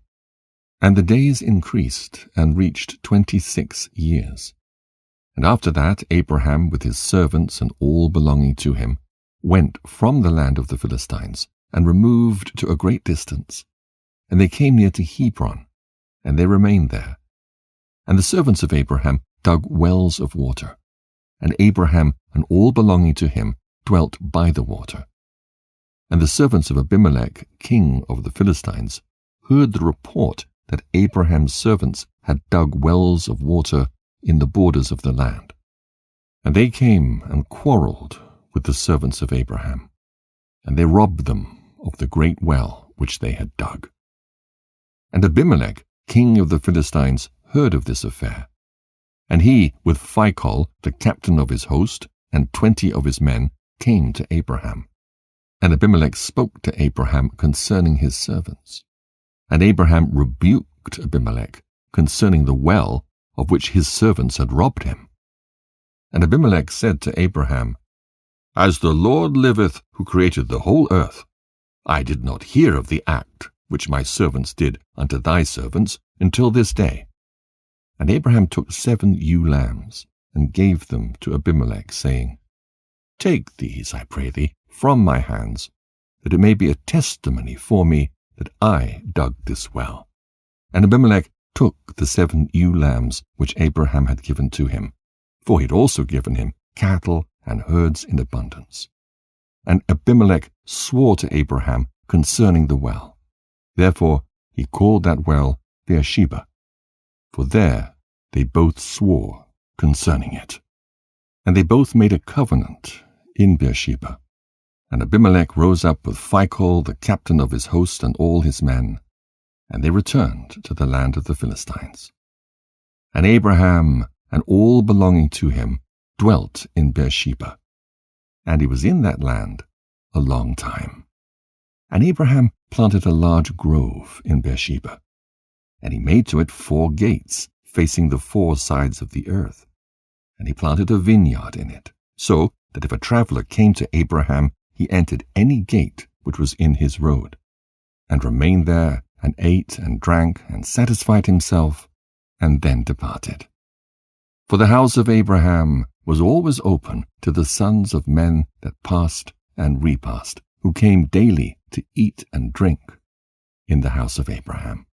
And any man who had hunger and came to Abraham's house, Abraham would give him bread that he might eat and drink and be satisfied. And any one that came naked to his house, he would clothe with garments as he might choose, and give him silver and gold, and make known to him the Lord who had created him in the earth. Thus did Abraham all his life. And Abraham and his children and all belonging to him dwelt in Beersheba, and he pitched his tent as far as Hebron. And Abraham's brother Nahor and his father and all belonging to them dwelt in Haran, for they did not come with Abraham to the land of Canaan. And children were born to Nahor, which Milcah, the daughter of Haran, and sister to Sarah, Abraham's wife, bare to him. And these are the names of those that were born to him: Uz, Buz, Kemuel, Kesed, Kezo, Pildash, Tidlaf, and Bethuel, being 8 sons. These are the children of Milcah, which she bare to Nahor, Abraham's brother. And Nahor had a concubine, and her name was Reumah, and she also bare to Nahor Zebach, Gekash, Tekash, and Maacah, being 4 sons. And the children that were born to Nahor were 12 sons beside his daughters, and they also had children born to them in Haran. And the children of Uz, the firstborn of Nahor, were Abi, Kireph, Gadin, Melis, and Deborah their sister. And the sons of Buz were Berachel, Naamath, Shiva, and Madonu. And the sons of Kemuel were Aram and Rekob. And the sons of Kesed were Anamlech, Mishai, Benon, and Yaphai. And the sons of Kezo were Pildash, Mikai, and Opha. And the sons of Pildash were Arad, Chamum, Mered, and Moloch. And the sons of Tidlaf were Mushan, Cushan, and Mutzi. And the children of Bethuel were Sekar, Laban, and their sister Rebekah. These are the families of the children of Nahor that were born to them in Haran. And Aram, the son of Kemuel, and Rekob his brother, went away from Haran, and they found a valley in the land by the river Euphrates. And they built a city there, and they called the name of the city after the name of Pithor, the son of Aram, that is Aram Naharaim, unto this day. And the children of Kesed also went to dwell where they could find a place. And they went and found a valley opposite to the land of Shinar, and they dwelt there. And they there built themselves a city, and they called the name of the city Kesed, after the name of their father, that is the land of Kasdim, unto this day. And the Kasdim dwelt in that land, and they were fruitful and multiplied exceedingly.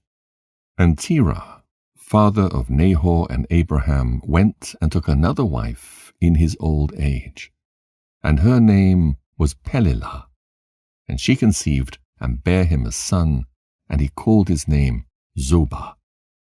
And Terah lived 25 years after he begat Zobah.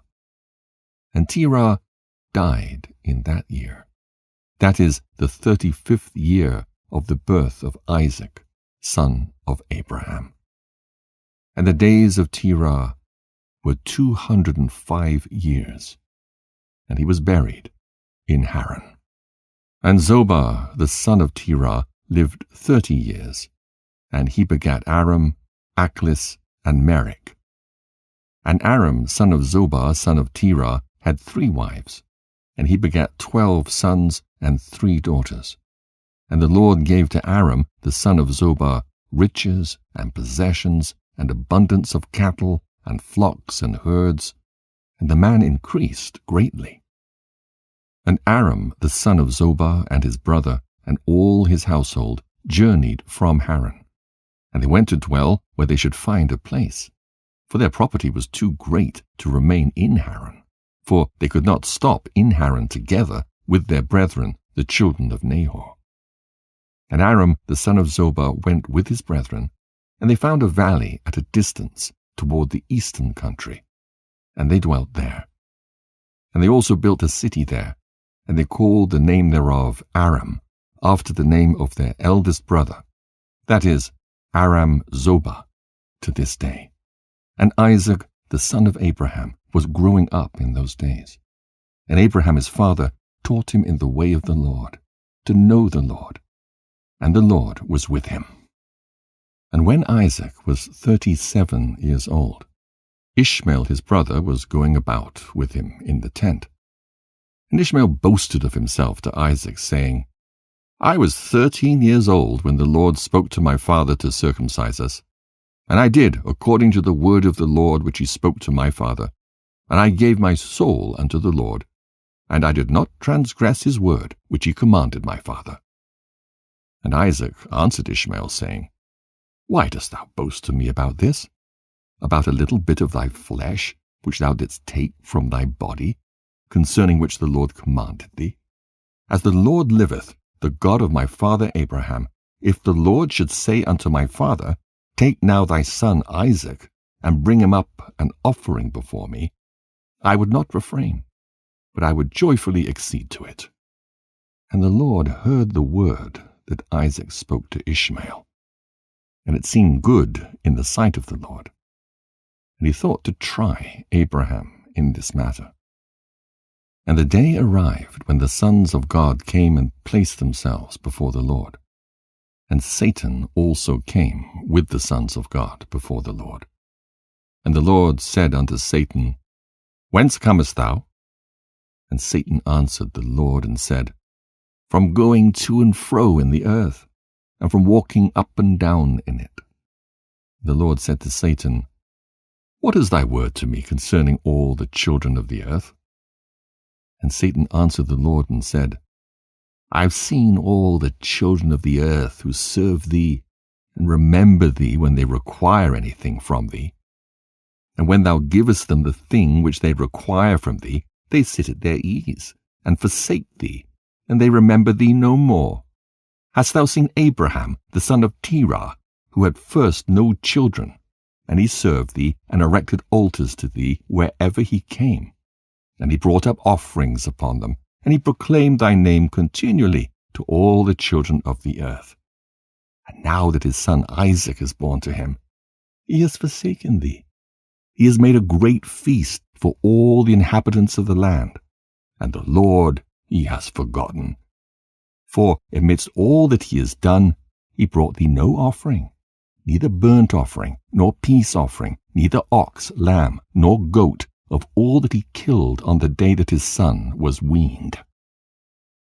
Even from the time of his son's birth till now, being 37 years, he built no altar before thee, nor brought any offering to thee. For he saw that thou didst give what he requested before thee, and he therefore forsook thee. And the Lord said to Satan, Hast thou thus considered my servant Abraham? For there is none like him upon earth, a perfect and an upright man before me, one that feareth God and avoideth evil. As I live, were I to say to him, Bring up Isaac thy son before me, he would not withhold him from me. Much more, if I told him to bring up a burnt offering before me, from his flocks or herd. And the Lord said to Satan, Hast thou thus considered my servant Abraham? For there is none like him upon earth, a perfect and an upright man before me, one that feareth God and avoideth evil. As I live, were I to say to him, Bring up Isaac thy son before me, he would not withhold him from me, much more if I had told him to bring up a burnt offering before me from his flock or herds. And Satan answered the Lord and said, Speak then now unto Abraham as thou hast said, and thou wilt see whether he will not this day transgress and cast aside thy words. Jasher, chapter 23. At that time the word of the Lord came to Abraham, and he said unto him, Abraham. And he said, Here I am. And he said to him, Take now thy son, thine only son, whom thou lovest, even Isaac, and go to the land of Moriah, and offer him there for a burnt offering upon one of the mountains which shall be shown to thee. For there wilt thou see a cloud and the glory of the Lord. And Abraham said within himself, How shall I separate my son Isaac from Sarah his mother, in order to bring him up for a burnt offering before the Lord? And Abraham came into the tent, and he sat before Sarah his wife, and he spoke these words to her. My son Isaac has grown up, and he has not for some time studied the service of his God. Now tomorrow I will go and bring him to Shem. And Abraham came into the tent, and he sat before Sarah his wife, and he spoke these words to her. My son Isaac has grown up, and he has not for some time studied the service of his God. Now tomorrow I will go and bring him to Shem and Eber his son, and there he will learn the ways of the Lord, for they will teach him to know the Lord, as well as to know that when he prayeth continually before the Lord, he will answer him. Therefore there he will know the way of serving the Lord his God. And Sarah said, Thou hast spoken well. Go, my lord, and do unto him as thou hast said. But remove him not at a great distance from me, neither let him remain there too long, for my soul is bound within his soul. And Abraham said unto Sarah, My daughter, let us pray to the Lord our God, that he may do good with us. And Sarah took her son Isaac, and he abode all that night with her, and she kissed and embraced him, and gave him instructions till morning. And she said to him, O my son, how can my soul separate itself from thee?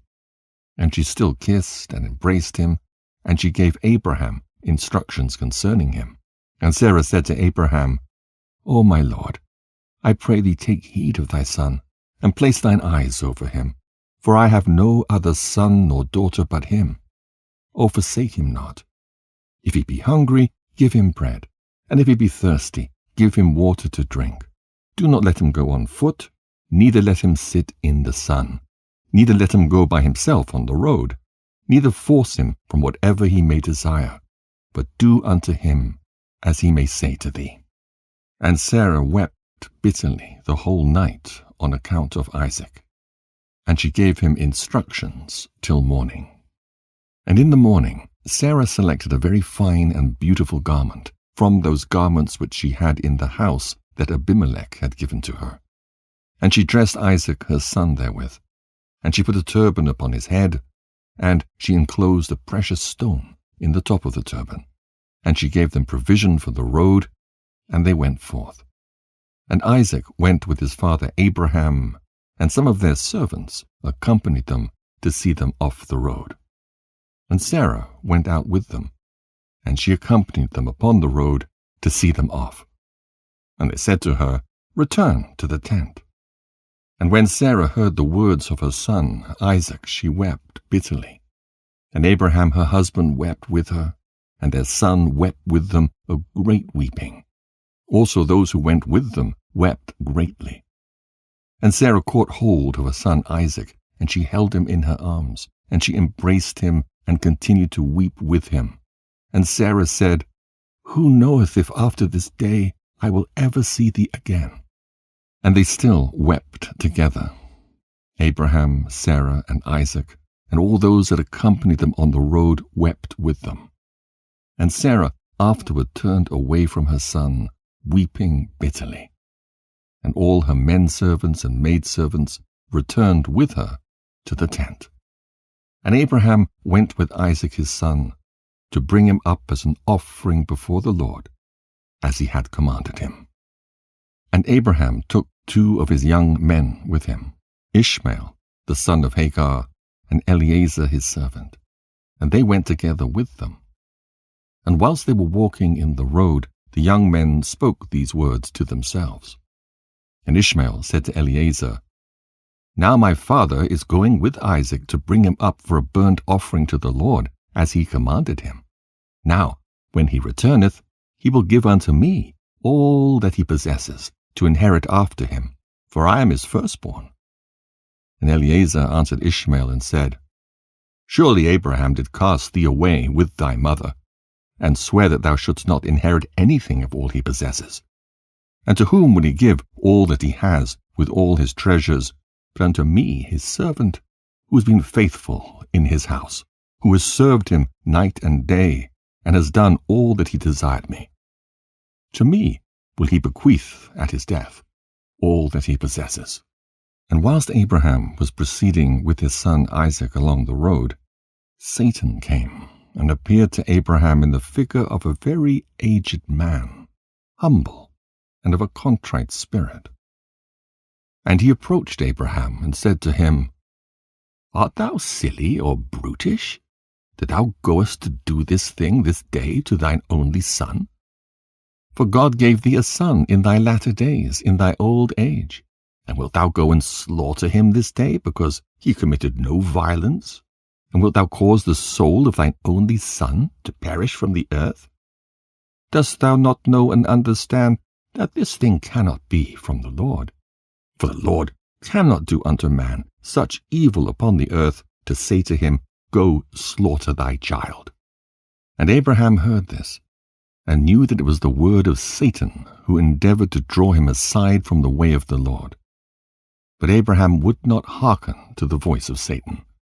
And Abraham rebuked him, so that he went away. And Satan returned and came to Isaac.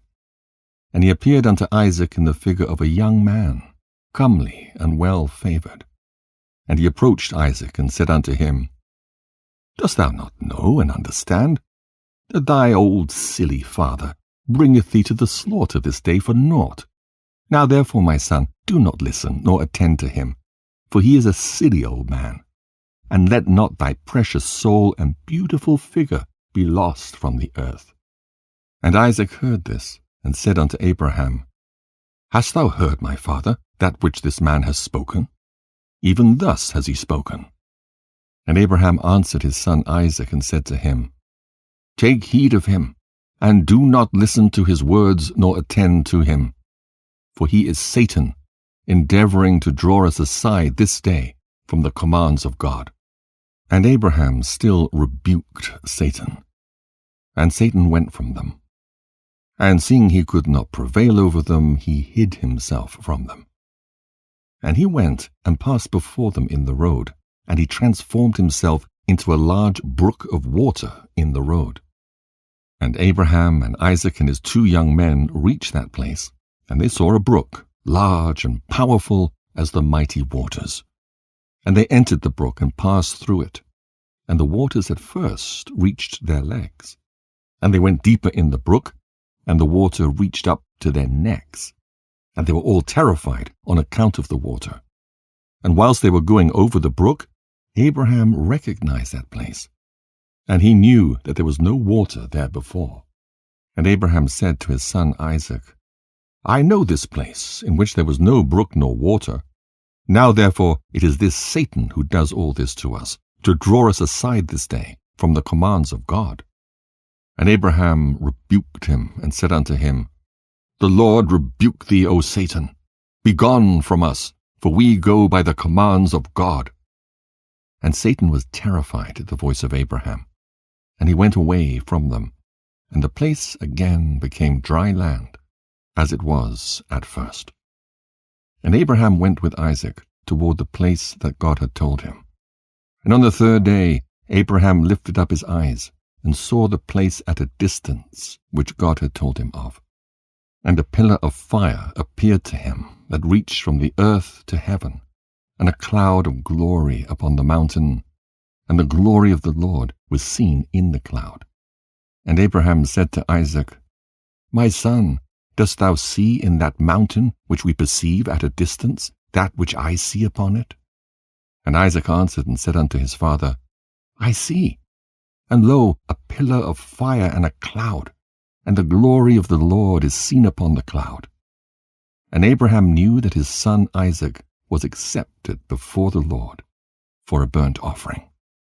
And Abraham said unto Eliezer and unto Ishmael his son, Do you also see that which we see upon the mountain which is at a distance? And they answered and said, we see nothing more than like the other mountains of the earth." And Abraham knew that they were not accepted before the Lord to go with them. And Abraham said to them, "Abide ye here with the ass, whilst I and Isaac my son will go to yonder mount and worship there before the Lord, and then return to you." And Eliezer and Ishmael remained in that place, as Abraham had commanded. And Abraham took wood for a burnt offering, and placed it upon his son Isaac. And he took the fire and the knife, and they both went to that place. And when they were going along, Isaac said to his father, "Behold, I see here the fire and the wood, and where then is the lamb that is to be the burnt offering before the Lord?" And Abraham answered his son Isaac, saying, "The Lord has made choice of thee, my son, to be a perfect burnt offering, instead of the lamb." And Isaac said unto his father, "I will do all that the Lord spoke to thee, with joy and cheerfulness of heart." And Abraham again said to Isaac his son, "Is there in thy heart any thought or counsel concerning this which is not proper? Tell me, my son, I pray thee. O my son, conceal it not from me."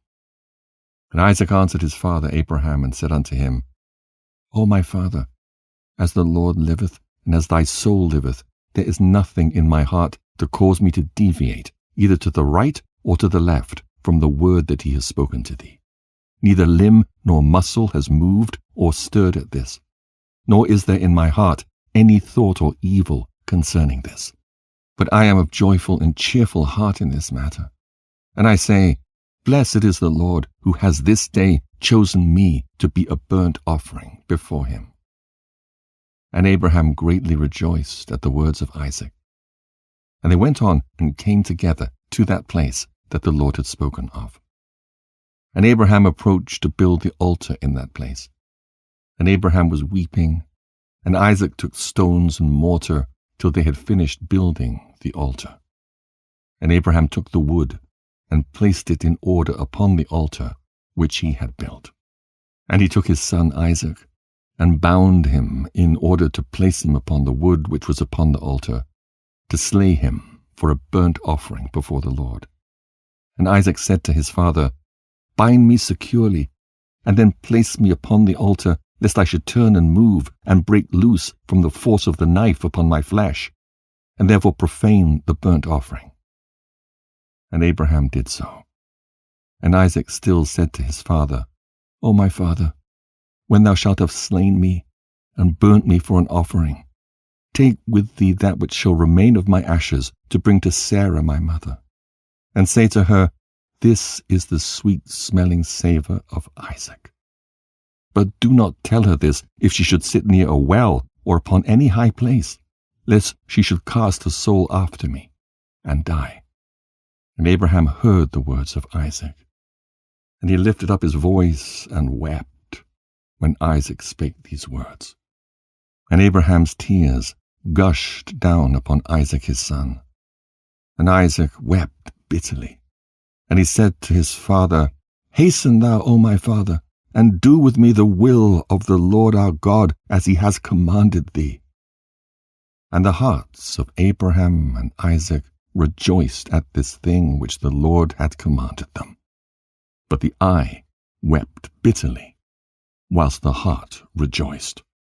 And Abraham bound his son Isaac, and placed him on the altar upon the wood. And Isaac stretched forth his neck upon the altar before his father.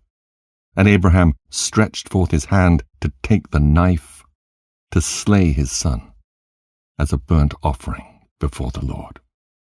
At that time, angels of mercy came before the Lord, and spake to him concerning Isaac, saying, "O Lord, thou art a merciful and compassionate King over all that thou hast created in heaven and in earth, and thou supportest them all.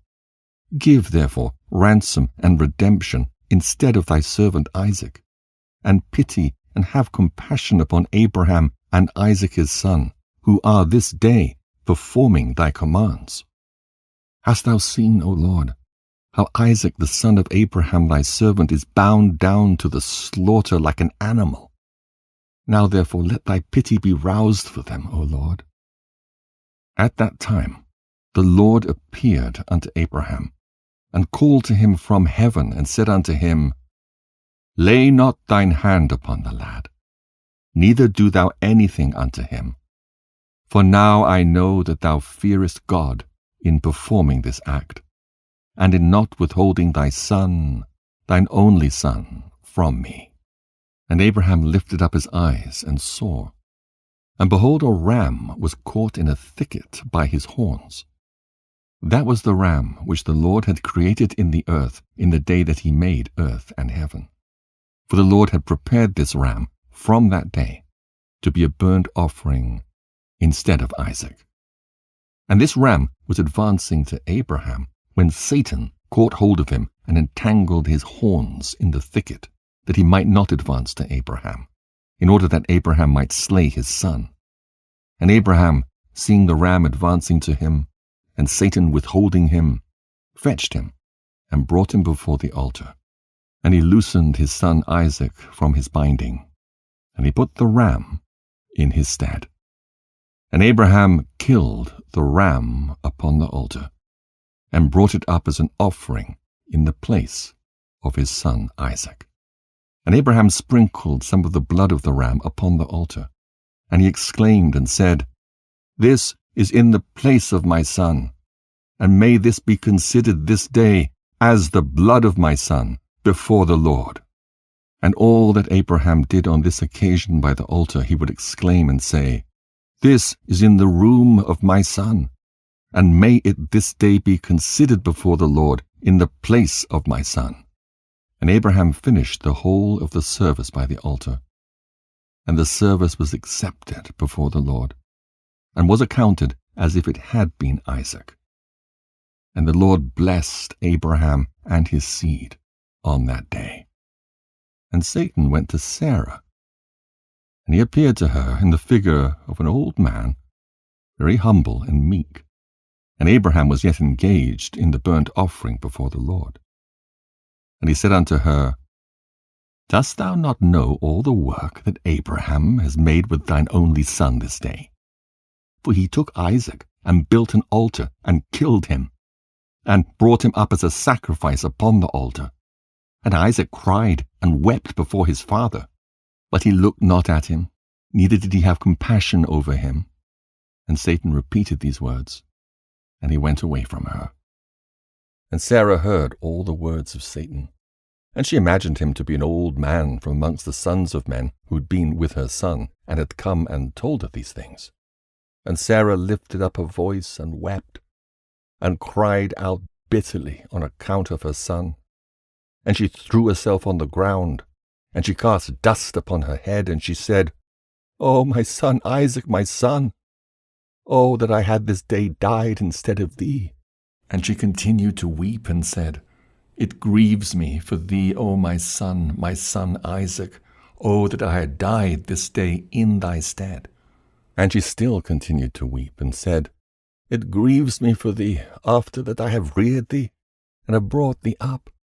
Now my joy is turned into mourning over thee. I, that had a longing for thee, and cried and prayed to God till I bare thee at 90 years old, and now hast thou served this day for the knife and the fire, to be made an offering. But I console myself with thee, my son, in its being the word of the Lord. For thou didst perform the command of thy God. For who can transgress the word of our God, in whose hands is the soul of every living creature? Thou art just, O Lord our God, for all thy works are good and righteous.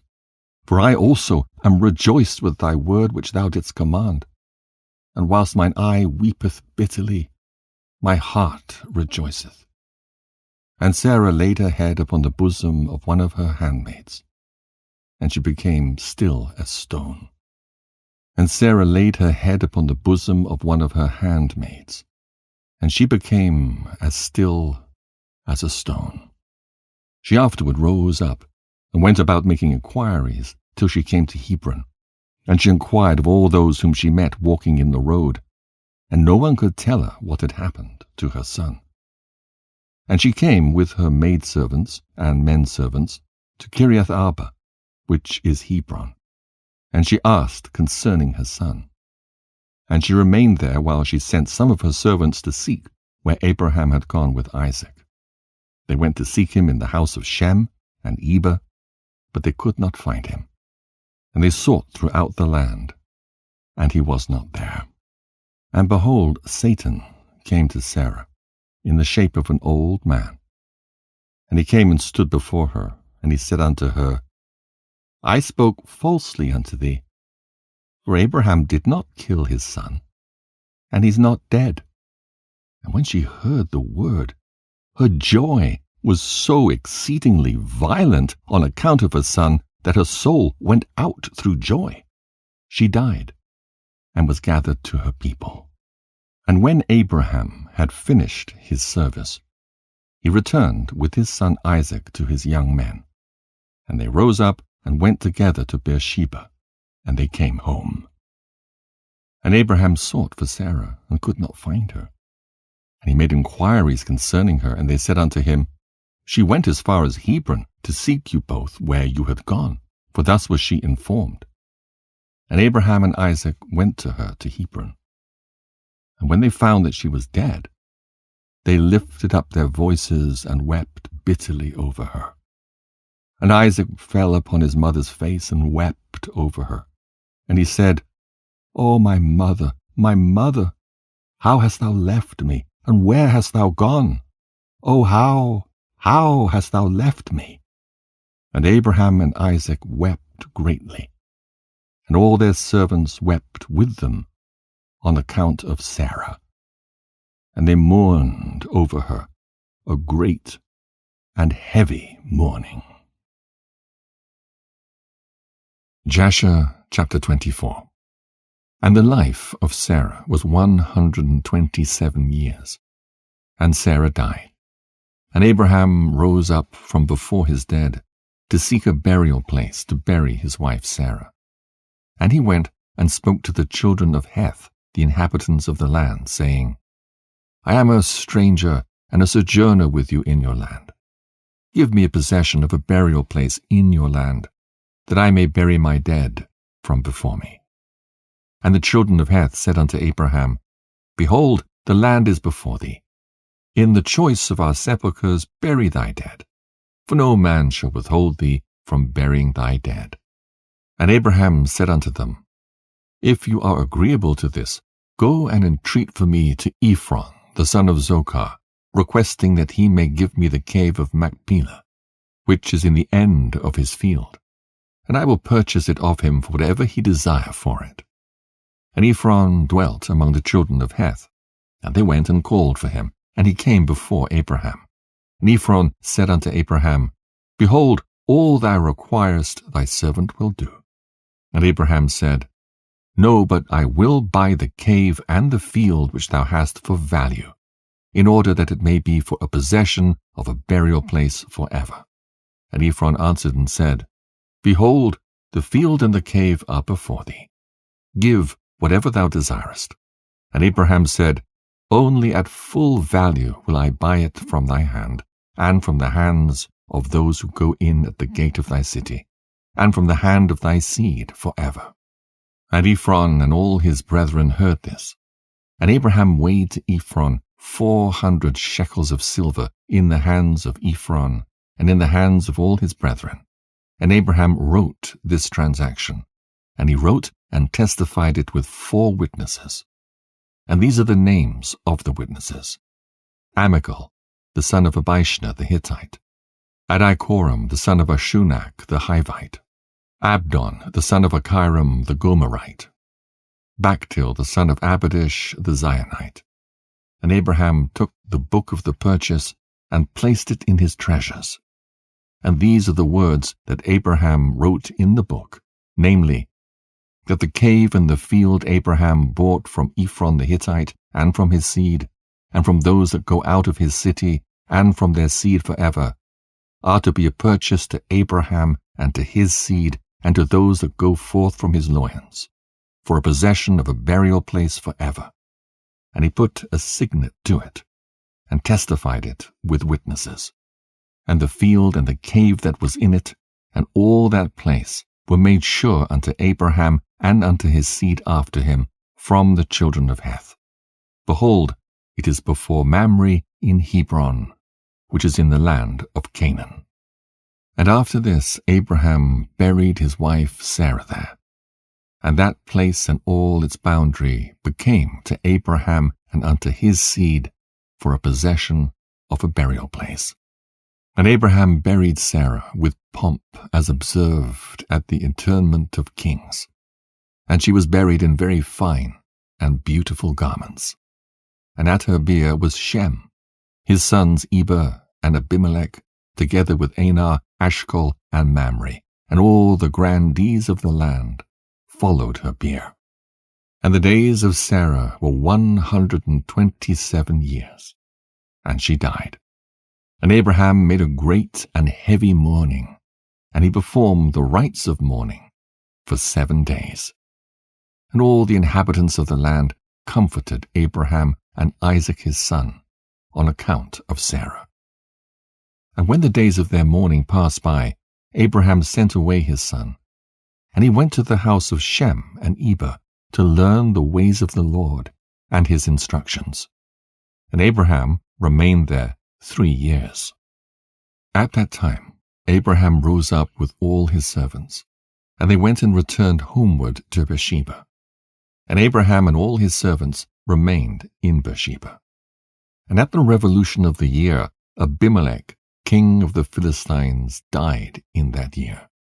He was 193 years old at his death. And Abraham went with his people to the land of the Philistines, and they comforted the whole household and all his servants. And he then turned and went home. And it was after the death of Abimelech that the people of Gerar took Ben-Melech, his son, and he was only 12 years old, and they made him lying in the place of his father. And they called his name Abimelech after the name of his father, for thus was it their custom to do in Gerar. And Abimelech reigned instead of Abimelech his father, and he sat upon his throne. And Lot, the son of Haran, also died in those days, in the 39th year of the life of Isaac. And all the days that Lot lived were 140 years, and he died.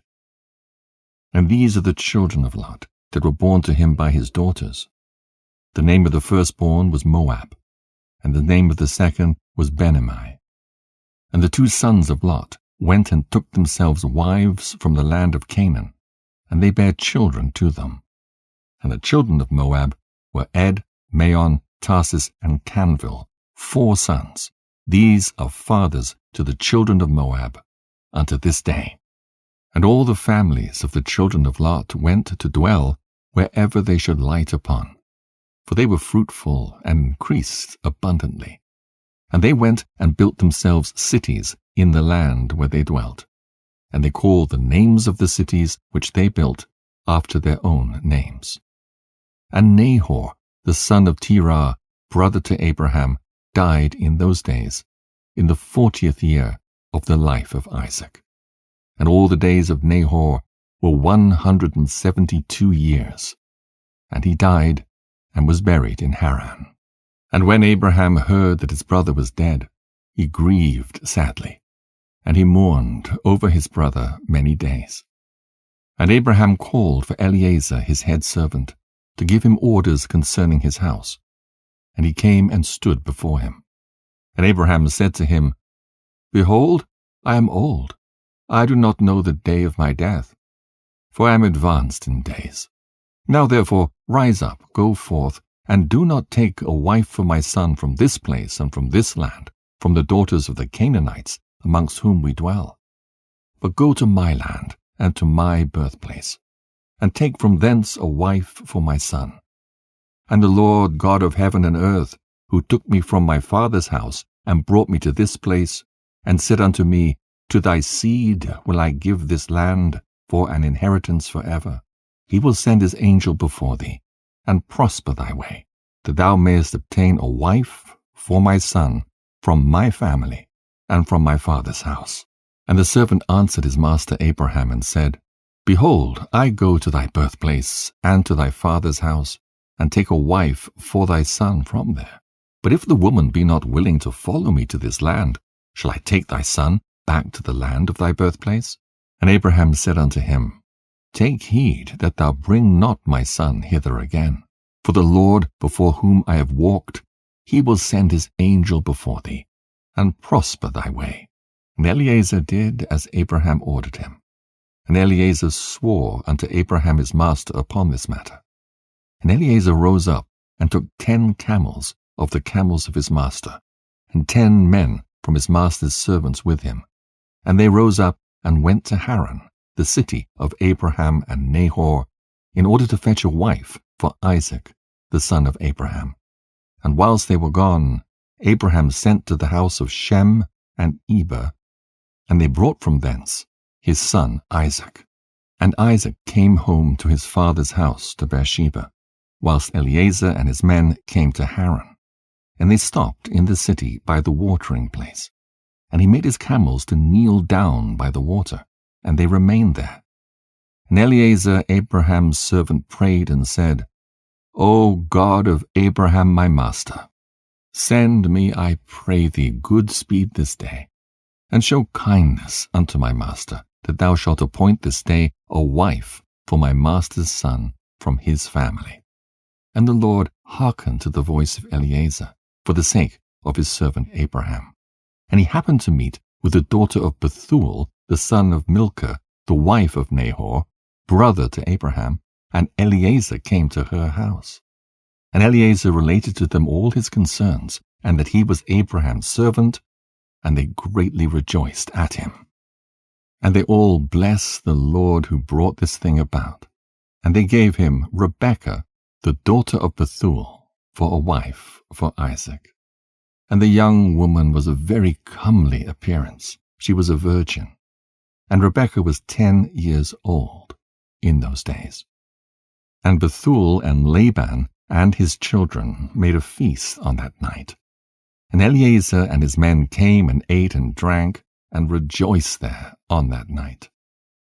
And Eliezer rose up in the morning, he and the men that were with him, and he called to the whole house of Bethuel, saying, Send me away, that I may go to my master. And they rose up and sent away Rebekah and her nurse Deborah, the daughter of Uz. And they gave her silver and gold, menservants and maidservants, and they blessed her. And they sent Eliezer away with his men. And the servants took Rebekah, and he went and returned to his master, to the land of Canaan.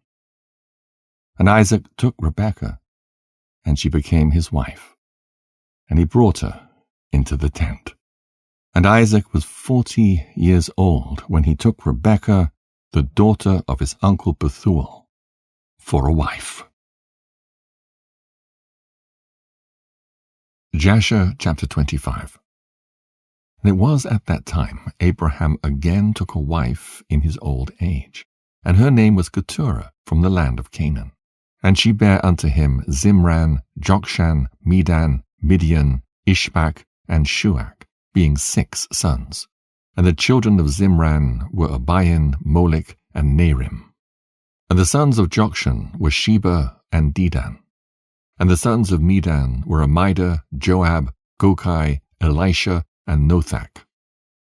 And the sons of Midian were Ephah, Epher, Canok, Abida, and Eldaah. And the sons of Ishbak were Machiro, Beodur, and Tator.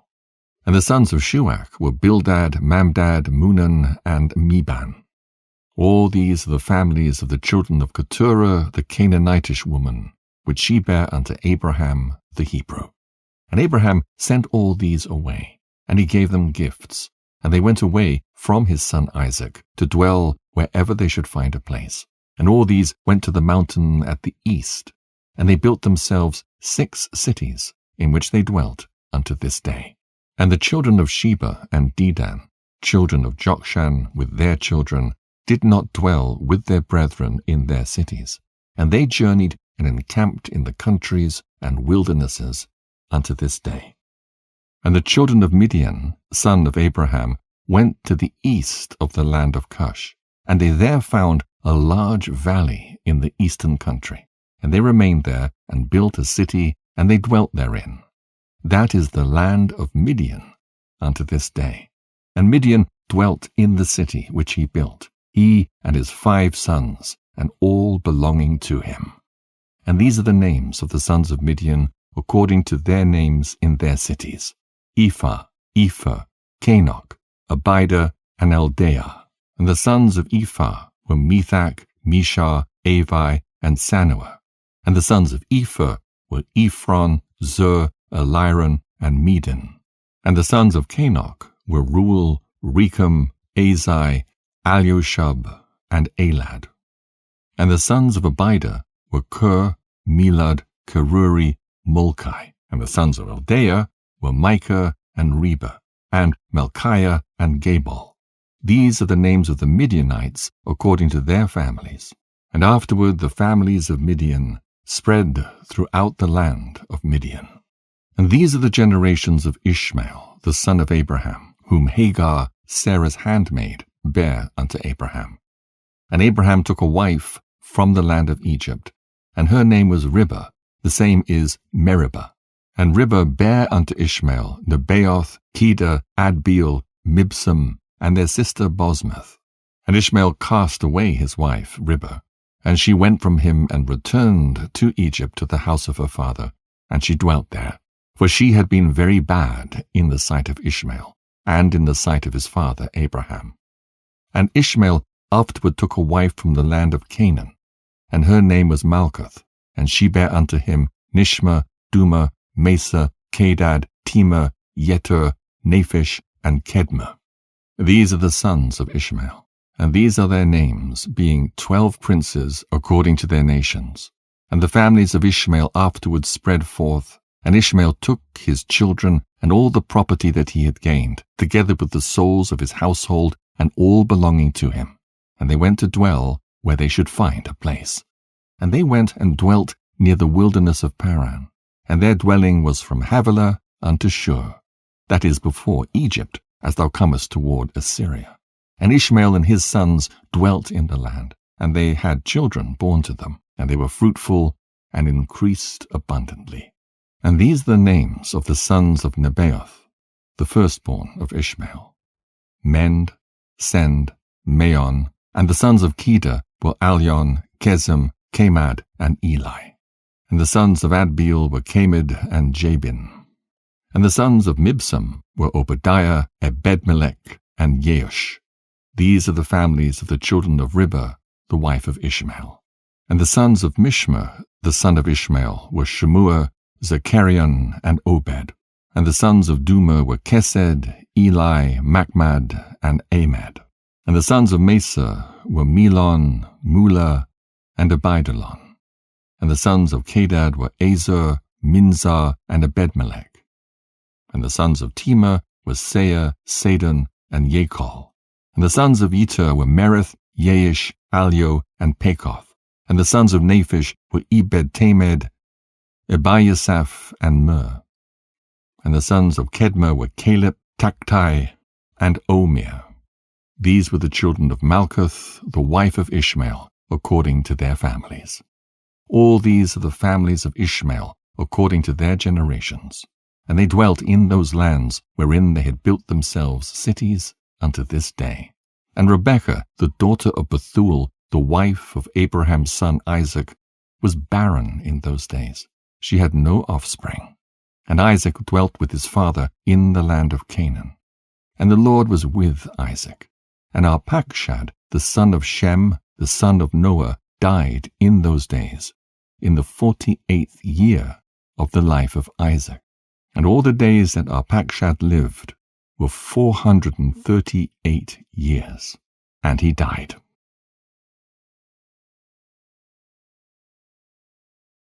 Jasher chapter 26. And in the 59th year of the life of Isaac the son of Abraham, Rebekah his wife was still barren in those days. And Rebekah said unto Isaac, Truly I have heard, my lord, that thy mother Sarah was barren in her days, until my lord Abraham thy father prayed for her, and she conceived by him. Now therefore stand up, pray thou also to God, and he will hear thy prayer, and remember us through his mercies. And Isaac answered his wife Rebekah, saying, Abraham has already prayed for me to God to multiply his seed. Now therefore this barrenness must proceed to us from thee. And Rebekah said unto him, But arise now thou also and pray, that the Lord may hear thy prayer and grant me children. And Isaac hearkened to the words of his wife. And Isaac and his wife rose up and went to the land of Moriah to pray there and to seek the Lord. And when they had reached that place, Isaac stood up and prayed to the Lord on account of his wife, because she was barren. And Isaac said, O Lord God of heaven and earth, whose goodness and mercies fill the earth, thou who didst take my father from his father's house and from his birthplace, and didst bring him into this land, and didst say unto him, To thy seed will I give the land, and thou didst promise him, and didst declare unto him, I will multiply thy seed as the stars of heaven and as the sand of the sea. Now may thy words be verified, which thou didst speak unto my father. For thou art the Lord our God. Our eyes are toward thee to give us seed of men, as thou didst promise us. For thou art the Lord our God, and our eyes are directed toward thee only. And the Lord heard the prayer of Isaac, the son of Abraham, and the Lord was entreated of him. And Rebekah his wife conceived. And in about 7 months after the children struggled together within her, and it pained her greatly that she was wearied on account of them. And she said to all the women who were then in the land, Did such a thing happen to you as it has to me? And they said unto her, No. And she said unto them, Why am I alone in this amongst all the women that were upon earth? And she went to the land of Moriah to seek the Lord on account of this. And she went to Shem and Eber his son to make inquiries of them in this matter, and that they should seek the Lord in this thing respecting her. And she also asked Abraham to seek and inquire of the Lord about all that had befallen her. And they all inquired of the Lord concerning this matter, and they brought her word from the Lord, and told her, 2 children are in thy womb, and 2 nations shall rise from them, and one nation shall be stronger than the other, and the greater shall serve the younger. And when her days to be delivered were completed, she knelt down, and behold, there were twins in her womb, as the Lord had spoken to her. And the first came out red all over like a hairy garment, and all the people of the land called his name Esau, saying that this one was made complete from the womb. And after that came his brother, and his hand took hold of Esau's heel. Therefore they called his name Jacob. And Isaac the son of Abraham was 60 years old when he begat them. And the boys grew up to their 15th year, and they came amongst the society of men.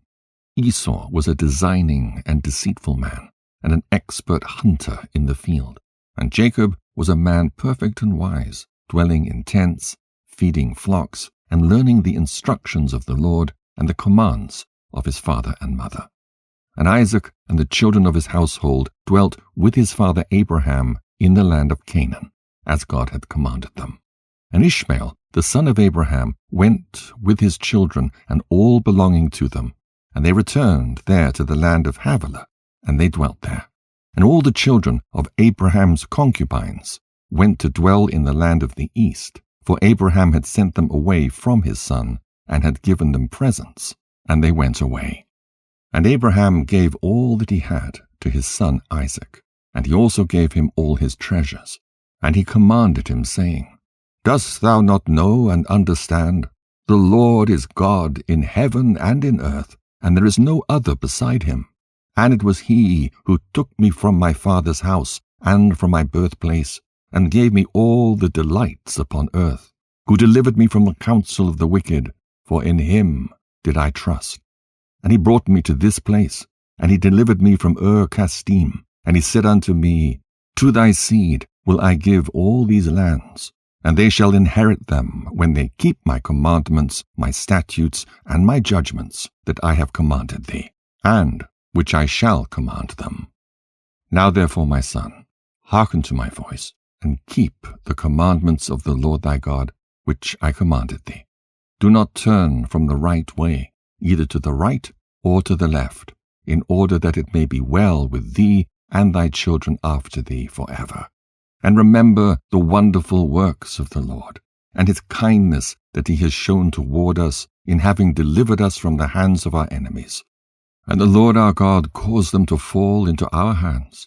And now therefore keep all that I have commanded thee, and turn not away from the commandments of thy God, and serve none beside him, in order that it may be well with thee and thy seed after thee. And teach thou thy children and thy seed the instructions of the Lord and his commandments, and teach them the upright way in which they should go, in order that it may be well with them forever.